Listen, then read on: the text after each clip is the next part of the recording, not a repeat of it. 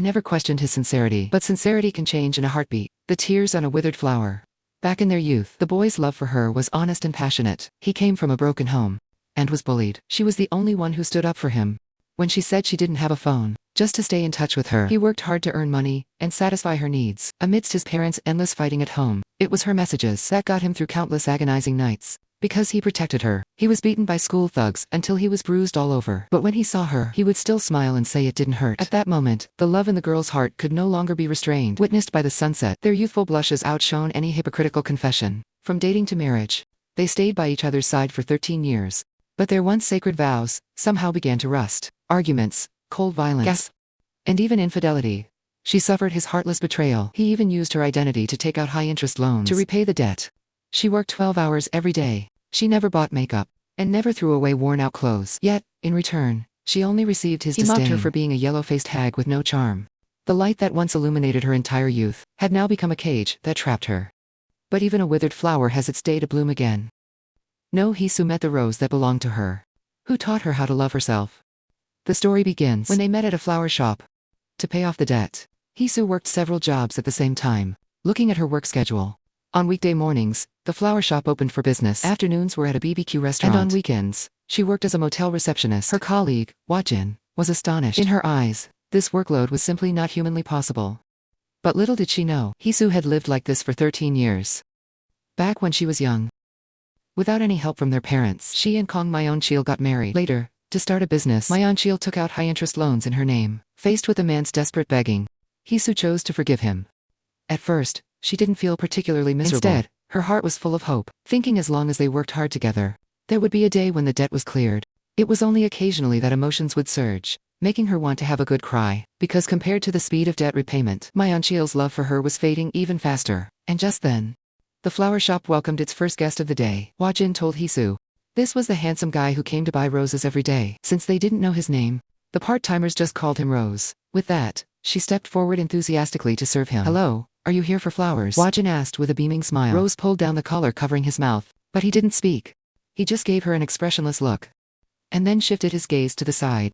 At Haixiu, who was trimming flowers, his slender fingers lightly tapped on the counter. Haixiu looked up with a confused expression. As the man's deep voice reached her ears, I want to place an order. You, come and help me with it. Though she didn't know why he insisted. As a shop assistant, Haixiu had no reason to refuse. To her, he wasn't some daily handsome rose buyer, but just a man acting strangely. Haixiu asked if he wanted to buy roses. Hearing this, a curve formed at the corner of Rose's mouth. I'm glad. I didn't expect you to actually remember me. Haixiu didn't know how to respond, so she could only silently turn to trim the branches. From the first moment she saw him, Haixiu felt like he was a movie protagonist, standing in the center of the crowd, living a life that belonged only to him. In contrast, her situation was like the cold, desolate background character in a story. Perhaps it was this huge contrast that made Haixiu, who was indifferent to everything except her work and husband, have such a deep impression of the man before her. After the man left, Withered excitedly told Haixiu, did you see that? He insisted on you taking his order, and he only comes when you are on shift. However, busy with work, Haixiu only noticed Rose for the first time today. She only learned from that Rose had been coming for months. Anyway, in my opinion, that man definitely has a thing for you, Ani. Hearing this, Haixiu shook her head helplessly. He looks 10 years younger than me. Would a young guy like an old auntie? Withered persisted relentlessly.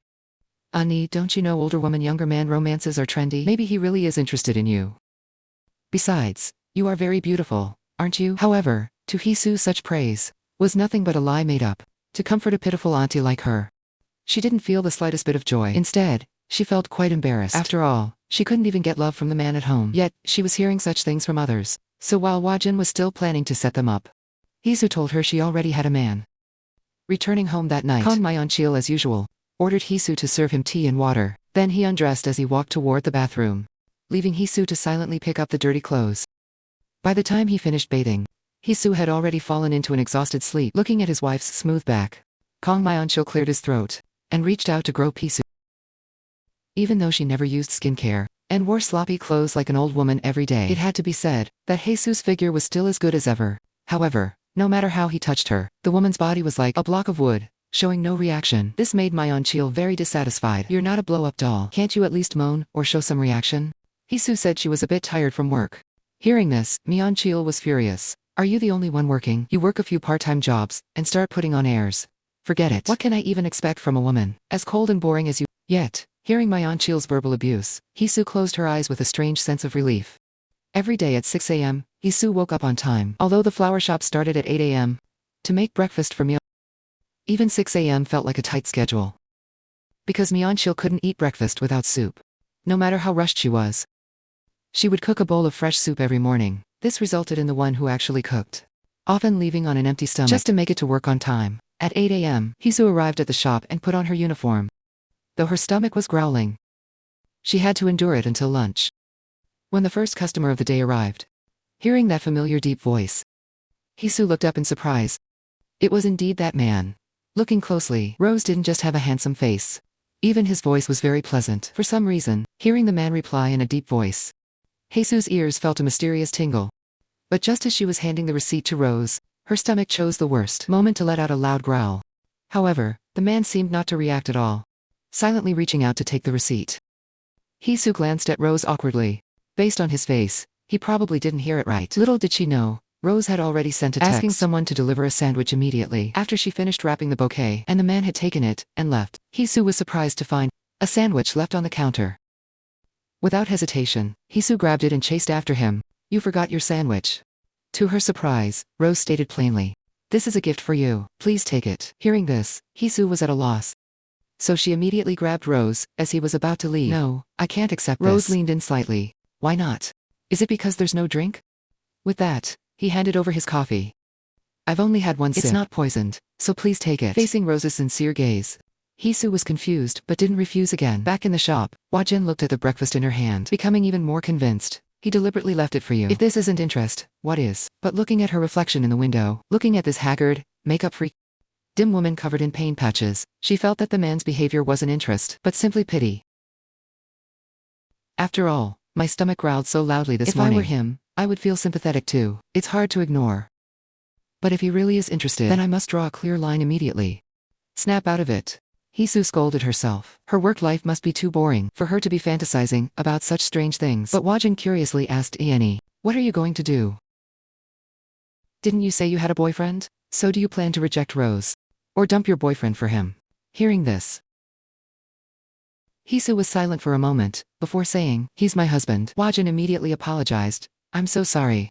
I didn't know you were married." However, a touch of sadness appeared on Haixiu's face. In reality, because of the debt, she and Kong Manhwa had divorced long ago, and to avoid losing face, Kong Manhwa never allowed her to call him husband in public. Meanwhile, on the other side, Manhwa, who just started his job, received special attention from his colleague. Looking at the sticker on the paper cup, Manhwa couldn't help but let out a smug smile. During lunch break, a group of middle-aged men gathered to gossip about the pretty women in the company. Everyone believed that Ari was interested in the newcomer.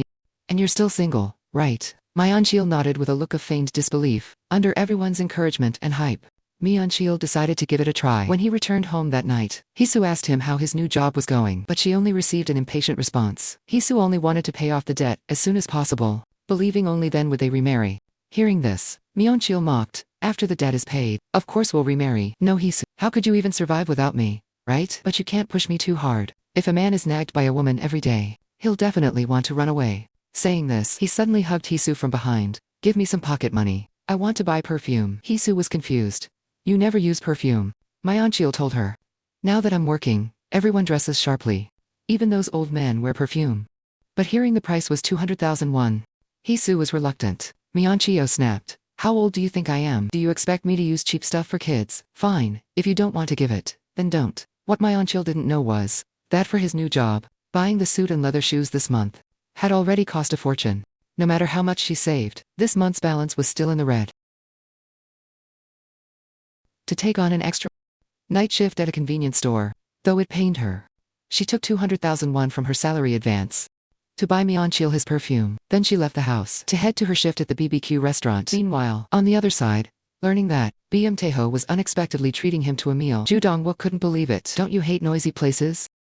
How strange. The guy who wouldn't be caught dead in a cheap restaurant." More importantly, he had seemed to be in a particularly good mood lately. Elsewhere, Haixiu overheard a conversation between customers. If a wife is virtuous and kind, a man will naturally work hard to provide, even if it means sacrificing himself. This caused her to fall into deep thought. Once upon a time, Manhwa had been gentle and affectionate to her too. Is it because I wasn't virtuous or kind enough that our relationship was ruined? But the owner's shout suddenly rang out. Haixiu, what are you doing? Serve the guests. Haixiu immediately snapped out of it, to attend to them. But before she could speak, she saw a familiar figure at the door. Haixiu was stunned. She didn't expect to run into Rose here. It seemed he was there to eat with friends. For some reason, perhaps because of Wajin's teasing at the shop, Haixiu felt uneasy seeing Rose. A young handsome guy falling for an older auntie, though she had never thought that way. Nor expected concern from others. Just thinking of Wajin's words in her ear made Haixiu feel deeply ashamed. She didn't even dare to look him in the eye. Listening to the talk between Rose and the girl beside him, Haixiu wondered, is that his girlfriend? They look so good together. The bouquet he bought was probably for her. At the same time, she scolded herself for working with young people so long that she had forgotten her place. However, noticing Taihe's wandering gaze, Seog couldn't help but ask him, do you know that waitress? You've been looking at her since we got here. The next second, Taihe turned back with a smile. Yes. She's someone I know. Then he asked back, was it that obvious? Seog felt a bit awkward. She had only been suspicious, but didn't expect him to actually know her. Meanwhile, when Haixiu returned home, she found a tear in the clothes she was wearing. She felt it was a waste to throw them away, and planned to sew them and wear them for a few more years. However, seeing that she wasn't coming to bed, Kong Myeonchil got up and snatched the clothes from Haisu's hands. Looking at the tear, Myeonchil gave a mocking sneer. Are you protesting? Trying to make me buy you new clothes? Haixiu, men don't like shabby women like you. You don't dress up or wear makeup, and you wear those stretched out rags. You look like a dowdy old auntie. It's disgusting to look at. These words instantly brought back shameful and embarrassing memories for Haixiu. With a pained expression, she begged Myeonchil to give the clothes back. Seeing her face, Myeonchil felt a bit annoyed. It's not like I said anything wrong, right? Nevertheless, he pulled Haixiu into his arms and comforted her. You don't know how to act cute, but even so, I'm the only one who will live with you. After all, you only have me. Haixiu remained expressionless, only nodding in disbelief. Even in such a mundane and difficult life, she felt she could only endure, because Myeonchil was there. The next morning, Haixiu learned from the weather report that it would rain. She took the umbrellas out of the closet to check them. Finding one was broken, but still usable, she left the good one for Myeon to use for work. But Haixiu didn't know that the Myeonchil she was constantly thinking of was hitting it off with a young female colleague at work amidst mutual flirtation. Meanwhile, after the flower shop opened, Rose arrived on time as usual. But Haixiu felt it would be awkward to face him, so before Rose could enter, she used tending to the flowers as an excuse to slip into the back and hide. Just entering and seeing this, Taihe pulled irritably at his collar, a look of displeasure on his face, although it was Wajin who served him. Taihe's gaze didn't even flicker toward her. After her shift at the shop ended, Haixiu was relieved she didn't have to face him. But avoiding him like this forever wasn't the answer. She decided not to do it again from tomorrow. After all, the awkwardness would fade in a few days. However, just as she opened her umbrella to head to the convenience store, she had the bad luck to find that the umbrella that barely held up this morning was now completely broken and unusable. Though it wasn't far, there was no way she could run through the downpour. Haixiu didn't know what to do. If I call Myeonchil, he'll definitely find me annoying. But while she was hesitating, a large umbrella was quietly offered to her. Haixiu looked up and saw Rose's large, reassuring frame. After a moment of silence, Rose asked softly, where do you live? Haixiu awkwardly tightened her grip on her bag strap. It's okay, I live quite far. You go ahead. Saying that, she instinctively took 2 steps back. Unexpectedly, Rose moved closer to her too. They say the storm will last until midnight. Let's walk together under the umbrella. Haixiu felt like fate was playing tricks on her. Everything was so perfectly timed that she couldn't avoid this man. And since he's being kind, it would be even weirder if I kept refusing, right? So despite the awkwardness in her heart, Haixiu accepted Rose's kindness. However, on the way home, Rose surprisingly didn't say a single word to her. But thanks to the roar of the heavy rain, being under one umbrella wasn't as stiff as she had imagined. Because of the heavy rain, the tall Rose was walking with a slow pace that didn't seem like his style. Haixiu thought of me whenever she walked with him. She was often left behind by herself. She guessed that perhaps Rose had developed this habit of taking care of others. So, she asked somewhat guiltily, if she knew you were sharing an umbrella with a strange woman, your girlfriend wouldn't be happy, right? Rose chuckled softly at that. Who said I had a girlfriend? Haixiu felt embarrassed. I thought I saw you with someone at the BBQ place before. That's not my girlfriend. Just an ordinary friend. Realizing her rudeness, Haixiu turned her head away in apology. But Rose thought she didn't believe him. So he leaned in. I'm telling the truth. Please believe me. Just then, a car honked as it drove by. Rose pulled Haixiu into his arms to protect her, preventing her from being soaked by the water, splashed by the car. Feeling the man's broad chest, Haixiu's heart skipped a beat. Sorry, the car was too fast. I was afraid you'd get hurt. Haixiu said she was fine. But she was actually startled by Rose's action. Suddenly, she felt something pressing against her, causing her to freeze in place. She kept her head down, not daring to look at him. Unexpectedly, Rose teased her on purpose. It's big. Haixiu opened her mouth but didn't know how to answer. I mean, my build is quite big. It blocked all the splashing water. Realizing she had misunderstood, Haixiu lowered her head in shame. Looking at how the other side of Rose's coat was drenched, while her own clothes hadn't been touched by a single drop, Haixiu asked, "Why are you being so kind to me?" Rose chuckled. I didn't expect my intentions to be discovered. I just want to get to know you. Haixiu instinctively rejected him. That's so heartless. Can I at least know why? You're young and should be popular with girls. Why would you want to know an auntie? While talking, they had reached the entrance of her house. Before leaving, Rose asked Haixiu, "Must we keep acting like strangers now?" Haixiu replied calmly, "Yes. Let's continue to be strangers. I understand. I'll listen to you." With that, he turned and disappeared into the rainy night. Haixiu didn't expect Rose to be so submissive. As she watched his retreating figure, a lingering coldness refused to dissipate. She didn't understand why Rose would be interested in someone like her. Perhaps it was just youthful curiosity. But when she opened her door, she discovered that the umbrella she left for Manhwa was still there. Remembering the customers' talk about what makes a good wife, Haixiu decided to go to Manhwa's company to pick him up. She thought he would be happy. However, she waited at the building entrance for a long time, and Manhwa was nowhere to be seen. Even her calls showed his phone was turned off. Haixiu comforted herself. Maybe we just missed each other on the way. Besides, I came without an appointment.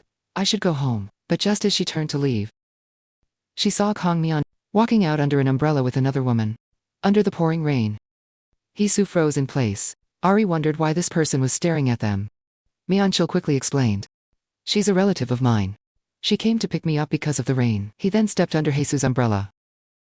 After dismissing Ari, he harshly questioned why Haixiu came on her own. But at that moment, Haixiu only wanted to know who was that woman.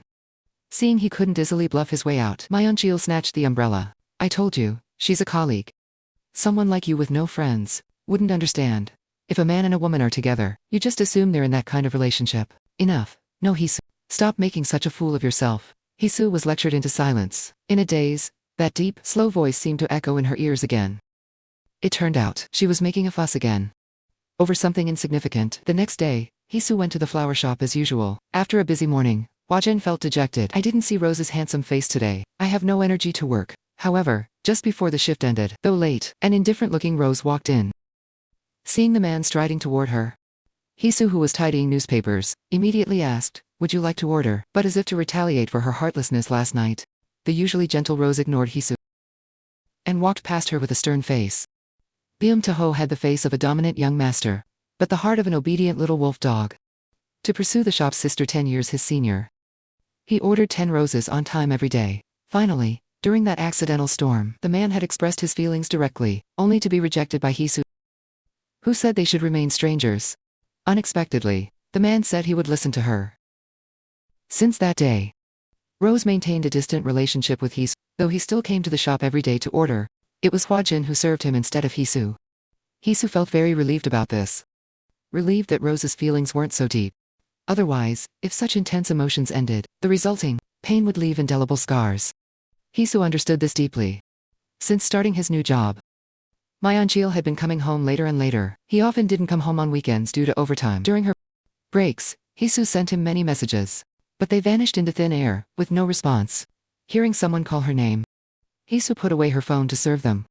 Meanwhile, at a dinner table, a newly appointed CEO was dining with his employees. From time to time, he teased the young female employees. After several rounds of drinks, alcohol gradually took over the CEO's brain. Looking at the beautiful Haixiu with her stunning figure, the middle-aged CEO felt restless. From his observations during this time, this woman worked diligently and didn't even know what luxury goods were. So, fueled by alcohol, the CEO demanded Haixiu have a drink with him. Faced with the guest's unreasonable request, Haixiu felt extremely conflicted. Seeing that he had lost face in front of his subordinates, the CEO immediately got up and lashed out at Haixiu, scolding her for having no sense of service. Notified by other colleagues, the restaurant owner came out to apologize, offering some free BBQ meat. To their surprise, the CEO refused. He couldn't believe a mere waitress dared to be so arrogant. He demanded Haixiu kneel before him, or he wouldn't let the matter drop today. Hearing such a ridiculous demand, The owner immediately started arguing with him. Haixiu knew how hard business was during an economic slump. To avoid causing trouble for the owner, she accepted the customer's demand, knelt down, and apologized sincerely. After work, the owner felt very guilty. He told Haixiu there was no need to do that. However, Haixiu knew that the CEO had many employees who often came to dine. The owner had been very considerate of her, often giving her salary advances, so Haixiu didn't want to cause financial loss to the restaurant. The owner's heart was filled with mixed emotions, feeling that Haixiu's life was very difficult. What he didn't know was that Haixiu had been doing all kinds of jobs for a long time. She had experienced similar things many times, though there were countless nights too sad to sleep. Unbeknownst to her, her heart, while scarred, had also become as hard as stone. After the restaurant closed, the owner wanted to drive her home. But learning that Haixiu still had a night shift at the convenience store, she couldn't help but wonder. She asked Haixiu, "Do you owe a lot of money?" At that question, painful memories of debt collectors trashing her home instantly resurfaced. Weak and helpless, she could only curl up in Manhwa's arms and cry. Snapping back, Haixiu nodded numbly. Then she walked alone through the dark streets. The sound of the wind blowing against an old door gave her a slight fright, thinking the debt collectors had come again. But even so, she still held on to hope for the future. Meanwhile, elsewhere, the CEO was humming as he walked down an alley. Thinking of how powerful he looked at the restaurant today, he decided to approach that woman again next week. A figure had quietly appeared behind him. Hearing the filth coming out of his mouth, Taihe, holding back for a long time, kicked him flying.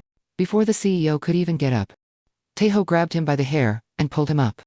The CEO let out a scream like a slaughtered pig. But Taihe threatened, "Hit me." Faced with such an opportunity for revenge, the CEO, who had trained in boxing, didn't miss the chance, and threw a punch. A visible wound immediately appeared on Taihe's face. However, feeling the blood from the corner of his mouth, he only showed a satisfied smile. But there were still matters to settle. Looking at the man crawling on the ground like a stray dog, Taihe gave him a brutal beating and warned him never to mess with people he shouldn't. Meanwhile, inside the convenience store, Haixiu was clearing away trash left by customers. Though the night shift wasn't easy, whenever there were no customers, Haixiu could sit and rest for a while. But she had just closed her eyes when the sound of the door opening startled her. She instinctively got up to serve the guest, only to find it was Rose who had walked in. Could such a coincidence really happen? Haixiu didn't quite believe it. But since they had agreed to be strangers, she intended to treat him like any other customer.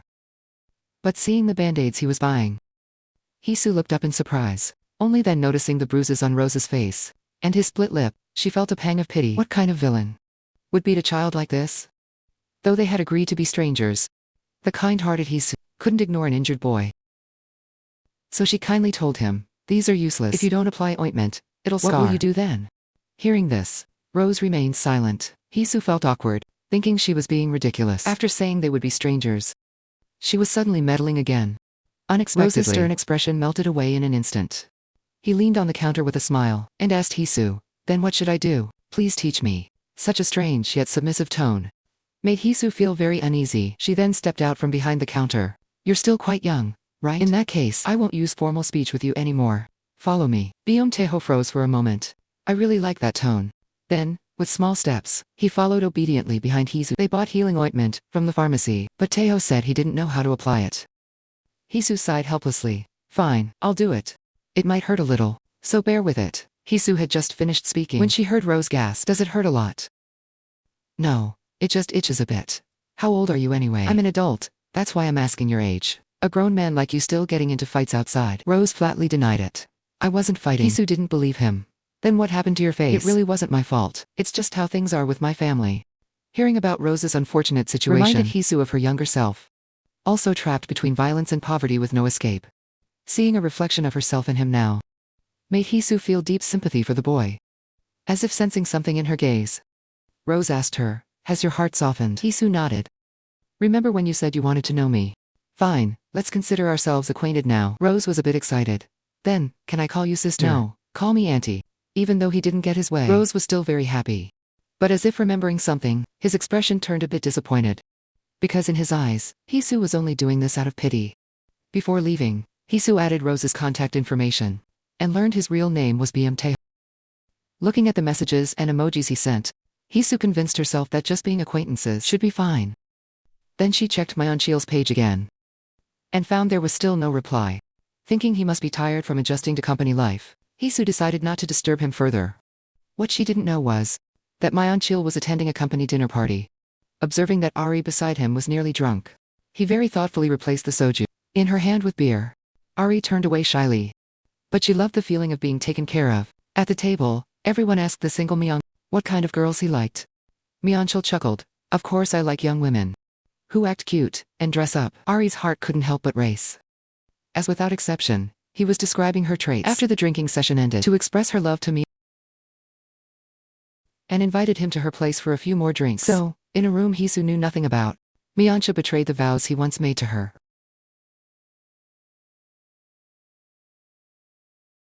It was true that I loved you once. It is also true that I don't anymore. The 18-year-old Manhwa threw a punch at the person bullying him, but he looked up to find it was his 33-year-old self, while Haixiu was working the night shift to pay the debt.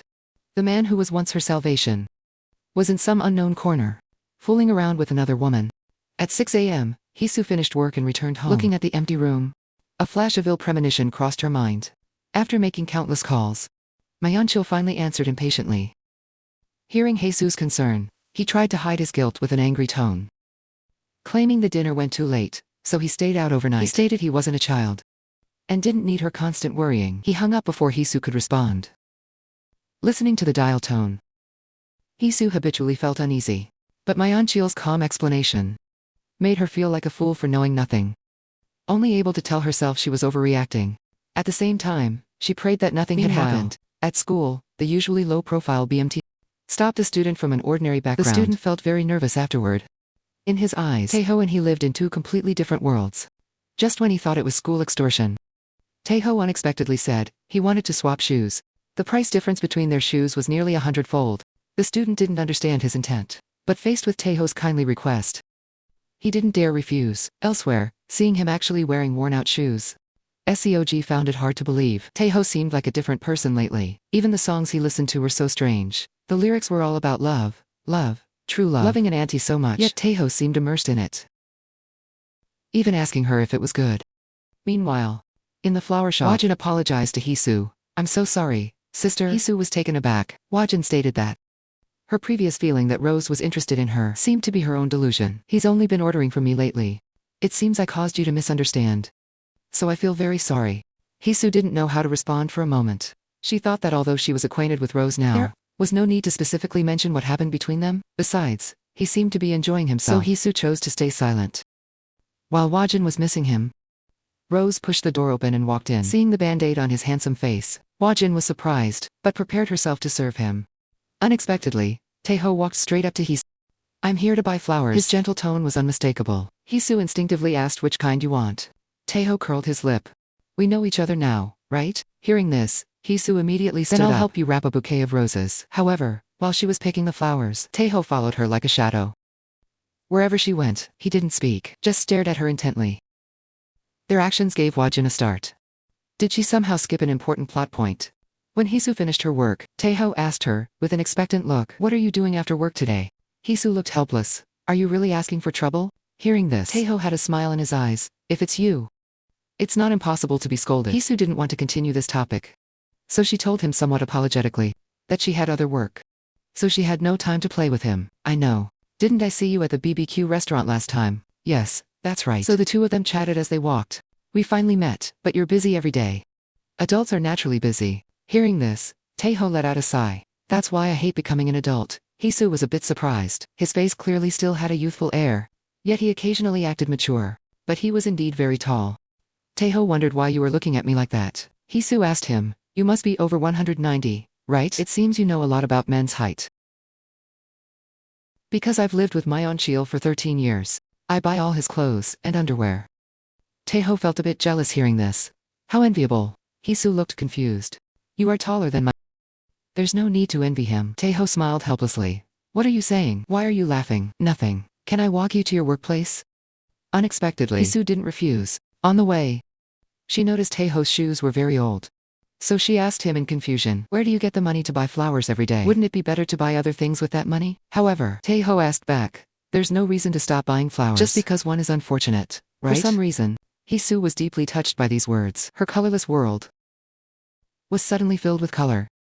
She was always wrapping bouquets for others, but never thought of giving one to herself. Thinking of how she had tried to lecture him in a petty way, Haixiu was suddenly ashamed. Thank you for walking me here today. Taihe paused for a moment, then smiled, and handed the rose to Haixiu. If you want to thank me, let's meet often in the future. Meanwhile, elsewhere, seeing Manhwa and Ari getting along well, a colleague felt both envious and jealous. So he belittled Ari in front of him, saying she looked arrogant, but was actually nothing special. Once a woman gets older, she becomes incredibly vulgar. Hearing him babble nonsense in his ear, Manhwa was very displeased. I don't know why you're talking to yourself, but I don't find it interesting at all. So stop talking, understand? But even Manhwa didn't expect that these words were coincidentally overheard by Ari. When she returned to the office, Ari threw herself onto him. She was originally very worried. They say once a man has a woman's body, he quickly loses interest. But now she was certain that Manhwa was special. She secretly vowed to herself to keep a man like him by her side forever. After work, the two enjoyed a dinner date. In the rented house, the steamed ribs Haixiu made before her night shift were destined to go untouched tonight. Haixiu, working at the motel, looked at the messages and emojis from Taihe and couldn't help but smile, clearly full of youthful naivety, yet containing youthful romance. However, in the next second, a drunk man walked into the motel, handing his ID card to Haixiu as if it were a bank card, even throwing a tantrum for a mistake. While Haixiu found it difficult to handle, a burly man helped clear the situation and handed over a black card, requesting that all vacant rooms be reserved for him. Haixiu was a bit surprised, thinking she had misheard. But little did she know, this was all Taihe's arrangement. Looking at the messages from his subordinates, he silently followed the troublemaking drunk and gave him a beating. Because the vacant rooms were filled, the motel owner was very happy and let Haixiu leave work early, finally getting some rest. Haixiu felt a flicker of joy. Even the dark and scary night road home felt unusually warm to her. But back at home, looking at the cold ribs, Haixiu's mood turned cold too. Yet at this moment, she hadn't realized that all of this was an omen of the misfortune to come. In the middle of the night, Haixiu's phone vibrated while she was cooking. Taihe sent her a message. I heard it's even colder than usual today. Wear more clothes. Sticker, offering a dried fish. 10 minutes later, the phone vibrated again. Don't work too hard. Sticker, take a rest before working. Affected by his youthful energy, the previously dejected Haixiu smiled. At almost the same time, Taihe was also giggling at his phone. Although he didn't get a response from Haixiu, he knew she must have read his messages. The next morning, watching Haixiu's back as she cooked in their rental, Kong Manhwa hugged her from behind. He gave her some rare compliments. It wasn't guilt for his infidelity. He just simply felt Haixiu was exceptionally pitiful today. No matter what he did outside, this woman would always silently protect him. The long-lost intimacy made Haixiu uncomfortable. She thought he wanted money again. But Manhwa said, thank you for the money, for the perfume. But seeing you work so hard every day, I couldn't bear to spend that money. It's okay, go buy it. Getting a satisfactory answer from Haixiu, Manhwa sneered. As expected, as long as it's for me, nothing else matters. The obedient, boring, yet extremely kind. No, thinking of this, he reached into Haixiu's clothes and kept biting her neck. Although she didn't know how to act cute or resist, Haixiu's bewildered and blushing face made Manhwa find her amusing. Finally, after Haixiu's desperate begging, he let her go so she could go to work. To him, Haixiu was like a flower he could pluck at will. Beautiful but flawed. But whenever he wanted, he could pick it and taste it.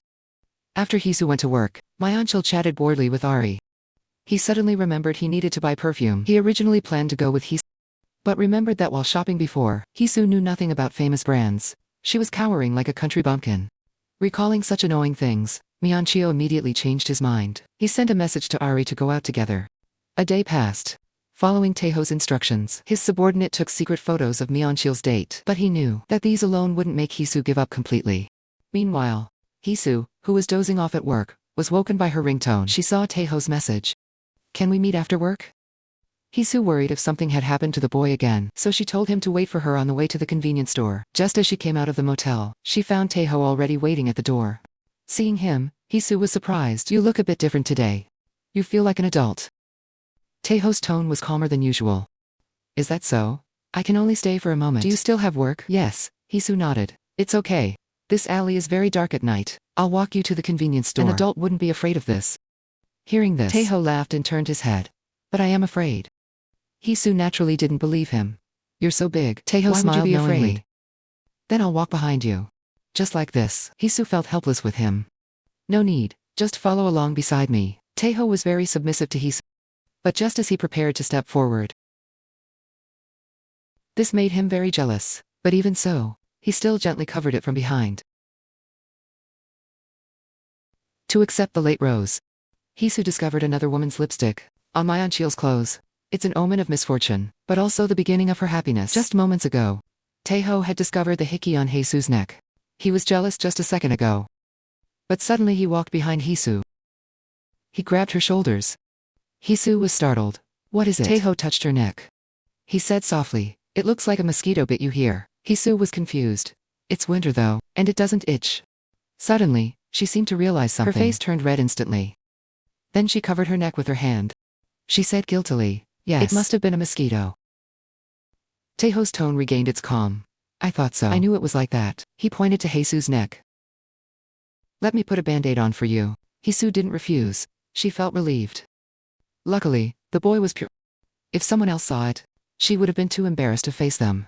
However, when Taihe's thumb brushed her skin, Haixiu's body trembled slightly. She felt a bit of shyness. Then Taihe asked her, "Why haven't you replied to my messages lately?" Haixiu was confused and anxious.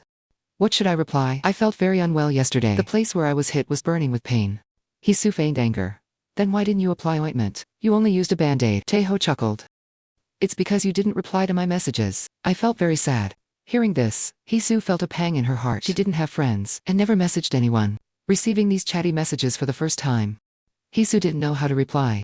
In fact, she didn't even know that messages needed a reply. But hearing Taihe say he was sad, Haixiu suddenly understood. So every time, Manhwa didn't reply, this feeling was called sadness. Thinking of this, she looked at him with apologetic eyes. "I'm sorry, I haven't messaged people much. So I didn't know how to reply to you. Being friends with someone my age must be very boring, right?" Noticing her mood had fallen, Taihe used her collar to hide the awkward band-aid. He comforted her. "No need to feel sorry. I'm the one who wanted to contact you, so I just kept messaging as I pleased. The one receiving one-sided feelings has no reason to be responsible for the other. So you don't need to feel sorry. And don't force yourself to do things you don't want to just because you're afraid of making someone sad. Anyway, you can do whatever you want. Just follow your own will." Haixiu didn't know then that these words had been deeply etched into her mind. Returning home, after thinking all day, suddenly, one thing she wanted to do became clear. She, who never wasted money, suddenly went to the shop to buy a rose. As a gift for herself. She didn't expect that a single rose could bring so much life to her dilapidated home. Haixiu took a photo with her phone. She prepared to share this beauty with Taihe. But being sensitive, she thought if it was too much. But remembering Taihe's words, she finally sent the picture. Just then, Manhwa came home from work. He intended to change clothes and go out for a date with Ari, but suddenly seeing the bright red rose on the table, he was stunned. Haixiu explained softly and nervously, "I know our situation. I shouldn't buy flowers, so I only bought one. Just one." In that moment, Manhwa's brain suddenly fired up. He walked quickly to Haixiu. Dominating and unreasonable, he pinned her to the ground. He intended to fool around with another woman tonight, but seeing no Haixiu, who didn't know how to act cute or suddenly be skillful, looking like a woman who brought a flower home, Manhwa felt hot all over. His head felt like it was on fire. He took everything from Haixiu forcefully, perhaps because it had been too long. Manhwa was as impatient as a newlywed, but Haixiu reminded him it was her fertile period. Hearing this, a nameless rage exploded in his neck. He hissed, "What does it matter even if we get pregnant anyway, can you?" This sentence deeply pierced Haixiu's heart. Manhwa lost interest in continuing. He turned and ran out to date Ari. Leaving Haixiu lying alone in despair in the rental. Meanwhile, looking at the message from Haixiu, a curve appeared on Taihe's lips. Suddenly, two girls walked over after meeting at the BBQ restaurant. They didn't expect to meet here too. It felt very coincidental. However, in Taihe's eyes, there's no such thing as an accident in this world. The ending of the story was already set from the start. This will be a story that makes people cry. And just at this moment, Haixiu picked up Manhwa's dirty clothes to wash. But in the next second, looking at the lipstick mark on the clothes, Haixiu's already broken heart fell completely into the abyss. Meanwhile, on the other side, just after meeting, Manhwa impatiently pinned Ari down in the car. The repressed and elsewhere, Haixiu was at work, still restless because of the lipstick on the clothes. As a result, she accidentally shattered a cup on the floor. Haixiu comforted herself. Maybe someone accidentally bumped into Mu. Or maybe it was just something unavoidable. But this time, no matter how hard she tried, she couldn't completely convince herself. Her already crumbling heart was let out a silent cry. But a suffocating numbness kept her from shedding a single tear. Usually, being busy with work would help her forget these heartaches. But today of all days, the painful memories buried deep in her heart surfaced one by one. Whenever Haixiu felt life was too exhausting, she just needed to hope for a better tomorrow. To find the spirit to keep working hard. But now she felt lost. Not knowing how far Manhwa had gone, while Haixiu was crying internally. A motorcycle stopped in front of the convenience store. Looking at Haixiu, who was more haggard than usual, Taihe felt both angry and incredibly pained for her. Whenever Haixiu tried to break her chains, that demon would entangle her again, to ruin her. I don't know how much he made you sad today. Or what I should do to make your wounded heart feel better. Stared at by a strange man. Haixiu felt a bit uneasy. She wondered why he kept staring at her. But this person was so tall. Just like a certain someone. Just as she was thinking that, the man in the helmet suddenly held up his phone. Looking at the text on it, "Can I call you sister?" Haixiu's tension instantly dissolved into relief. "Oh, you, asking for trouble again." Taihe didn't speak, just kept letting out a soft laugh. "Why are you wearing a helmet?" "I just came from work." Haixiu was a bit surprised. "Are you working as a delivery rider?" Taihe thought about it, finding that explanation suitable. "Yeah, something like that." Seeing the band-aid on his face, Haixiu was worried. "Be careful, okay? That kind of job leads to injuries. Are you worried about me?"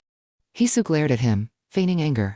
"Why should I care about you? Go stand over there and put your hands up." That's punishment for joking around. But Haixiu didn't expect that a casual joke would be accepted by Taihe with such happiness. Seeing his smiling expression, Haixiu left him be. Shortly after, Taihe said he was hungry. Haixiu was very indignant, telling him to stop working there, not even feeding a child.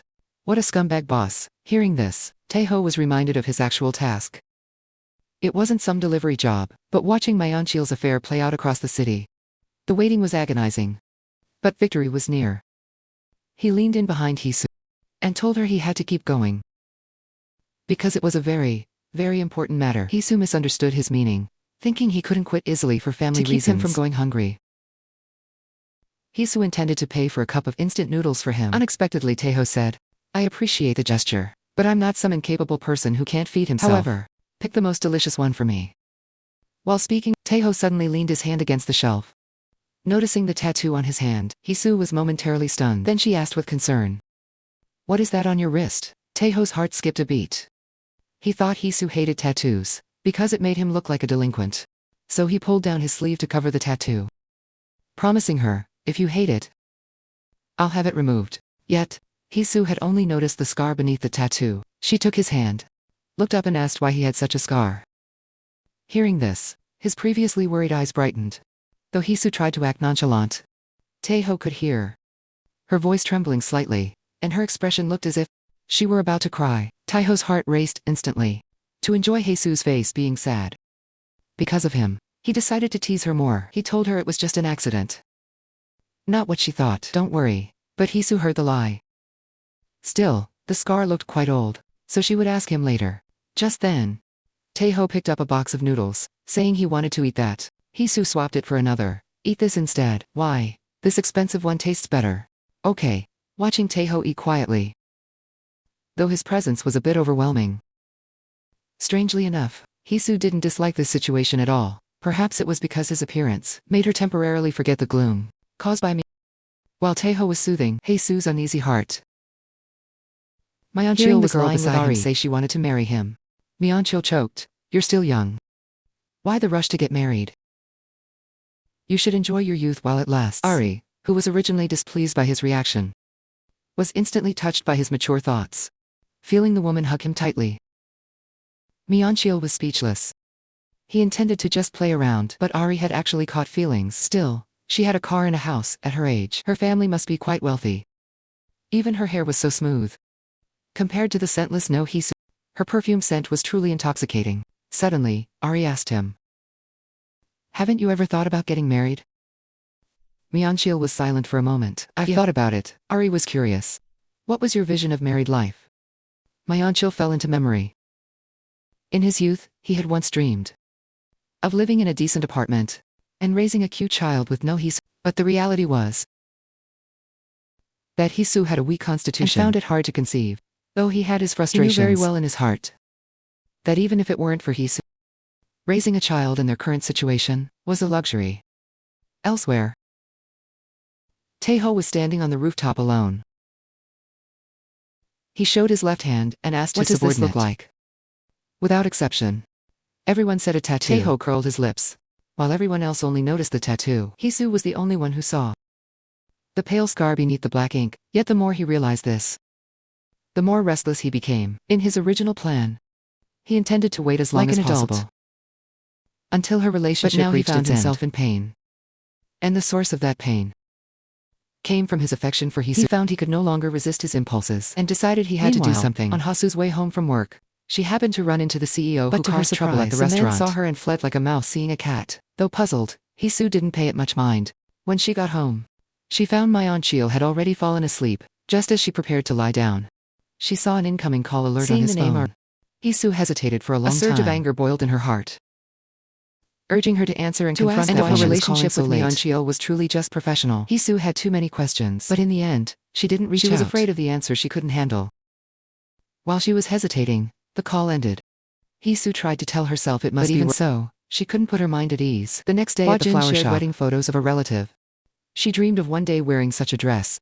Suddenly remembering, Haixiu was married, Wajin asked curiously if the ceremony was busy, and what style her dress was. Haixiu was at a loss for words. In her memory, her marriage to was just a stamp at the civil registry office. It ended hurriedly because he couldn't give her a ceremony. Manhwa had promised guiltily that once their situation improved, wedding photos of a relative with Haixiu. She dreamed that one day she could wear a wedding dress like that too. Suddenly remembering, Haixiu was already married, Wajin asked her with a curious face, "Sister, was the wedding ceremony very busy? What kind of wedding dress did you choose?"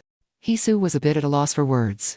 In her memory, her marriage to Kongma was just a stamp at the civil registry office. It ended hurriedly because he couldn't give her a ceremony. Manhwa had made a guilty promise. "When things get better at home, I will definitely hold a wedding for you. I'll let you wear a beautiful wedding dress and put on a ring with a super expensive big diamond. Then the two of us will go to Hawaii for our honeymoon." Although Haixiu never made any demands. What girl wouldn't want a grand wedding for herself? Haixiu still kept this promise beautifully in her heart, even though it was never fulfilled, and they were no longer legally husband and wife. None of that really mattered to Haixiu, as long as their feelings remained unchanged. Even without a diamond to show off, she could still shine brightly every day. On the other side, Taihe looked troubled. He wanted to get closer to Haixiu, but no matter how much he pestered her, Haixiu still wouldn't reply to his messages. This made him very frustrated. "If I had known it would be like this, I should have taken a few more punches that day." Just then, Yi beside him held out a lighter, trying to help light the cigarette in his mouth. Looking at his subordinate's fawning expression, Taihe was speechless. He took the lollipop out of his mouth, stating he didn't need a light. Yi felt a bit awkward. He didn't expect to make such a fool of himself in their first meeting. But in the next second, Taihe asked if he had ever buried anyone. Yi looked confused. Little did he know, Taihe already had murderous intent toward me. Taihe told him flatly, "Before long, there might actually be something that needs burying." Seeing Taihe's expression wasn't a joke, Yi broke out in a cold sweat. Although his dream was to be like the gangsters in movies, well, he didn't know if he had a talent for burying people. But then again, although he looked very young, he was exactly like the chairman. Both made him shiver. Meanwhile, while Haixiu was working at the restaurant, she suddenly heard a customer confiding in a friend about her husband's affair. The husband and the girl's story gradually overlapped with more and more frequent over time, dressing more sharply than before, and that indescribable sense of dissonance, increasing anxiety and fear, turned into real pain pressing on Haixiu's chest. Even breathing became difficult. Physical and psychological discomfort made it impossible for Haixiu to focus on her work. She, who was always diligent, asked for leave from the owner for the first time. Seeing Haixiu's face as pale as a ghost, the owner intended to drive her to the hospital himself, but suddenly Taihe's voice appeared in her mind. "Just follow your inner will. You can do whatever you want." That deep voice gave Haixiu strength. She, who wouldn't spend even $10 lightly, rushed to the entrance of Manhwa's company. The customer's conversation seemed to be telling Haixiu that an affair will inevitably leave traces. If you don't want to be kept in the dark, like a fool, you must have solid evidence. But Haixiu didn't choose to come here for that reason. She just wanted to prove to her aching heart that was curling up in pain that Manhwa would never be that kind of person. Even though nightmares every night would soak her pillow, even though their relationship was not as it used to be, and even though the heat of their youth had faded, The love in Haixiu's heart remained as always. Seeing a stranger standing at the company entrance, a manager who had just returned told Haixiu that outside personnel were not allowed to enter. Haixiu thought for a long while before saying with a trembling body that she was Manhwa's relative. She wanted to confirm if he was working overtime. Even at this stage, she didn't want to bring trouble to Manhwa because of her presence. But hearing this, the manager looked puzzled. Because Manhwa hadn't said he was working overtime today. Haixiu stood dazed on the spot, feeling a sense of suffocation. Fortunately, the manager was very accommodating and let her inside the company. Hearing that someone was looking for Manhwa, Ari looked up with curiosity. Meanwhile, Manhwa, who was originally confused, a surge of anger from being defied instantly spread in his heart. By reflex, he directly grabbed back with a dark face and told her to come out with him. Haixiu's arm was pulled painfully, but the more she struggled, the harder Manhwa pulled. He pinned Haixiu against the wall with force. He roared at her, "What the hell are you doing? Damn it, do you want to embarrass me to death? Nothing is going on. Why did you come to the office? Are you out of your mind?" Haixiu wanted to say something, but when she opened her mouth, she found herself trembling all over with fear. Her brain was completely filled with terror. Her mouth moved for a long time, but she could only say, "I'm so scared." Those who don't love are always reckless, while those who love are always cautious. Haixiu, who had been gaslit for 13 years, plucked up her courage to come to Manhwa's company. She wanted to ask about the lipstick on his clothes, but Manhwa, questioning why she came to embarrass him. Manhwa's frantic state, Haixiu was frozen with fear. Years ago, Manhwa had gotten drunk once and started smashing things frantically at home. At that time, Haixiu could only curl up on the floor at a complete loss. Since then, whenever she heard a loud noise, Haixiu's body would go stiff. Years of accumulated misfortune had taken root in her very body. A trembling heart had almost become Haixiu's instinct. Hearing Manhwa's roars, Haixiu was both innocent and helpless. She wanted to open her mouth to explain, but found that even moving her lips was a struggle. In a daze, that deep voice echoed in her ears again. "You can do whatever you want." Just then, the fear in Haixiu's eyes vanished instantly. Her trembling body gradually returned to normal. Her courage to question Manhwa. "There was makeup on your clothes." "I don't wear makeup, so it definitely wasn't mine. You tell me, how did that get on there? Whose makeup was it?" Looking at Haixiu, questioning him with such determination, Manhwa was stunned for a moment. In his memory, Haixiu rarely got angry. The last time he could recall went back 13 years. Thinking of this, the anger in Manhwa's heart slowly cooled. He let go of Haixiu, but even so, his tone remained unquestionable. "Are you afraid I'm fooling around with other women to act crazy?" "No, Haixiu. Do you have any proof?" Haixiu, having used up all her courage, started trembling again. She instinctively clenched her small hands in front of her chest. Clearly Manhwa was the one in the wrong. But every time, it was the poorly spoken Haixiu who was left speechless by his questions. The one who doesn't love can act recklessly, while the one who loves is always cautious. Manhwa, knowing Haixiu's nature, deliberately showed a face of impatience. He stated it must have been brushed on accidentally. "Making such a fuss over this. You're really annoying. Are you actually sick or something? If you have nothing else to say, don't ever come back for me here again." With that, he left Haixiu leaning helpless against the wall. She wasn't happy at all. Walking on the way home, Haixiu was like a soul without a body, her eyes vacant. She kept bumping into pedestrians. The man she bumped into was about to curse her. But in the next second, Taihe's tall frame bumped into him in return, clutching his arm that was nearly dislocated. The man was shocked, thinking he had hit a utility just turned back with a cold face, warning him to keep his eyes open while walking. After walking for some time, snowflakes began to fall. 100 steps, 20 steps. Taihe followed closer and closer. Before he knew it, he was only 10 steps away from Haixiu. His eyes were filled with sorrow. At this distance,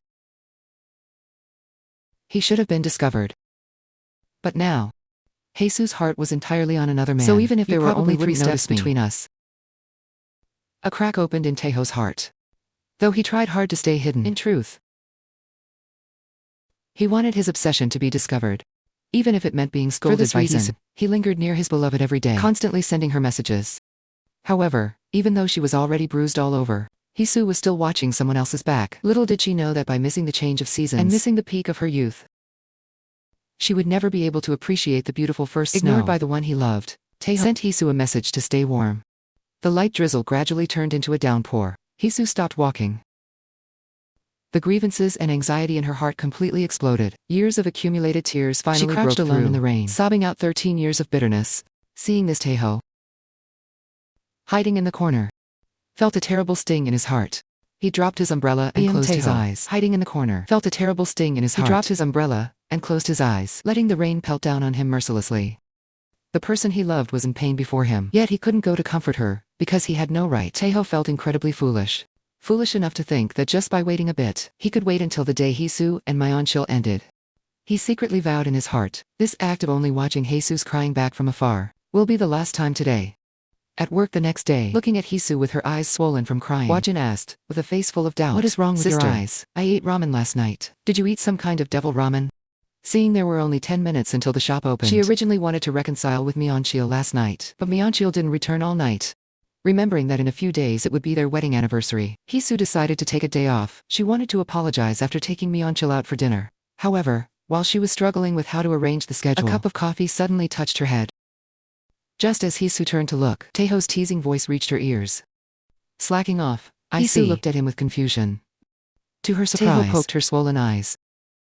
Haixiu let out a cry of pain, then rubbed her eyes with a pained face. "I'm not slacking off. The shop hasn't even opened yet." Taihe continued to tease. "You have nothing to say to me now. You don't even reply to messages. I came to find you on my own. Did you think I'd get scolded?" Without realizing it, Haixiu had become accustomed to his presence. Hearing him say that, she suddenly realized, "So you knew you'd be scolded. Do you want me to give you more punishment?" Haixiu shook her head. "Forget it." After saying that, she glanced at Taihe and asked with some embarrassment, "You don't happen to have that kind of preference, do you?" Taihe pretended not to understand. "What kind?" "The kind where you like being scolded. Just like you were just now." Hearing this, Taihe could no longer hold it in and covered his eyes, laughing freely. Haixiu was both shy and angry. "Stop laughing. I'm asking you very seriously." "I said stop laughing." Her words seemed to have magic. Taihe stopped laughing instantly. In fact, he didn't have any special preferences, but if it was no it seemed anything was fine. After the brief chaos, Taihe asked expectantly, "From now on, with your permission, I'll come to pick you up." Haixiu replied flatly, "Do whatever you want." But she suddenly remembered, not this Friday." "Why?" "Because that day is my wedding anniversary." A smirk appeared on Taihe's face. But his heart was very displeased. "What wedding anniversary? Aren't you divorced?" He imagined for a moment in his heart, if he were to say that, what kind of expression would Haixiu show? Of course, he couldn't bear to make Haixiu feel unbearable in front of him. So he told Haixiu with a double meaning, "If it were me, I would hate it. If the person I like was in contact with others, I'd hate it if it wasn't me. But someone else picking you up or holding an umbrella for you, because I want to be the only one who can do that. So please don't be like that with others." Taihe's words were both telling Haixiu that he hated her being with me, and also reminding her that it wasn't no Haixiu holding the umbrella for me. After speaking, he questioned again, "Is that person really your husband?" Haixiu shrank her neck, stating it was just colleagues sharing an umbrella. "It's normal. Anyway, don't come that day." She tried to use these words to counter and also to convince herself. Taihe stared at her blankly. "No Haixiu, you fool. Your man is deceiving you, fooling around with a young woman. Kind-hearted you, yet you're still afraid of being swayed by me." Feeling unsure of what to do, but as if thinking of something, he promised, "Haixiu, I won't contact you that day, or maybe I won't come to pick you up at all this week. Enjoy yourself. Have a wonderful time with your husband." Looking at Taihe's retreating back, Haixiu was full of confusion. Little did she know what kind of despair she was about to face. Just before, Ari had woken up in bed.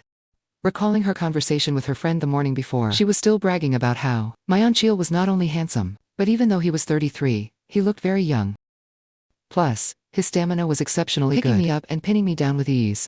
Ari became more excited as she spoke, still in her eyes full of love for my. However, her friend asked very skeptically, "If that's the case, don't you find it strange? How can such an outstanding man still be single at 33?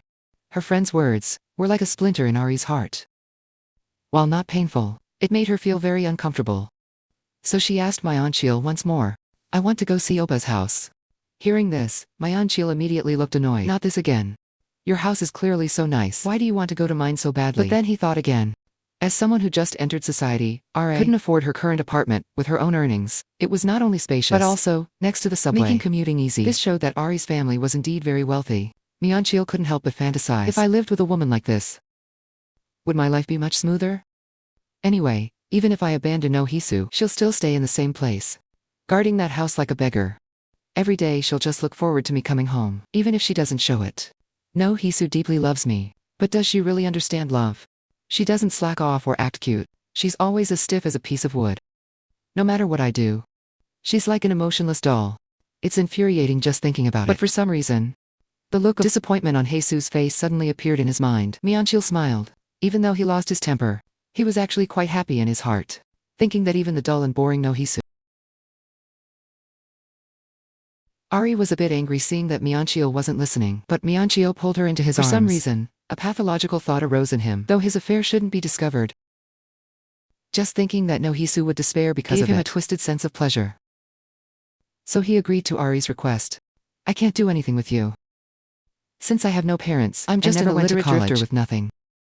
So that day, I was living in that relative's house. If you saw what that house looked like, you would definitely run away.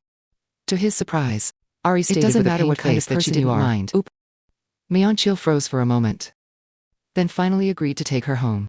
Shortly after, when the time came for Haixu's wedding anniversary, get up from bed, Haixiu, who had already requested time off, asked him if he had time tonight.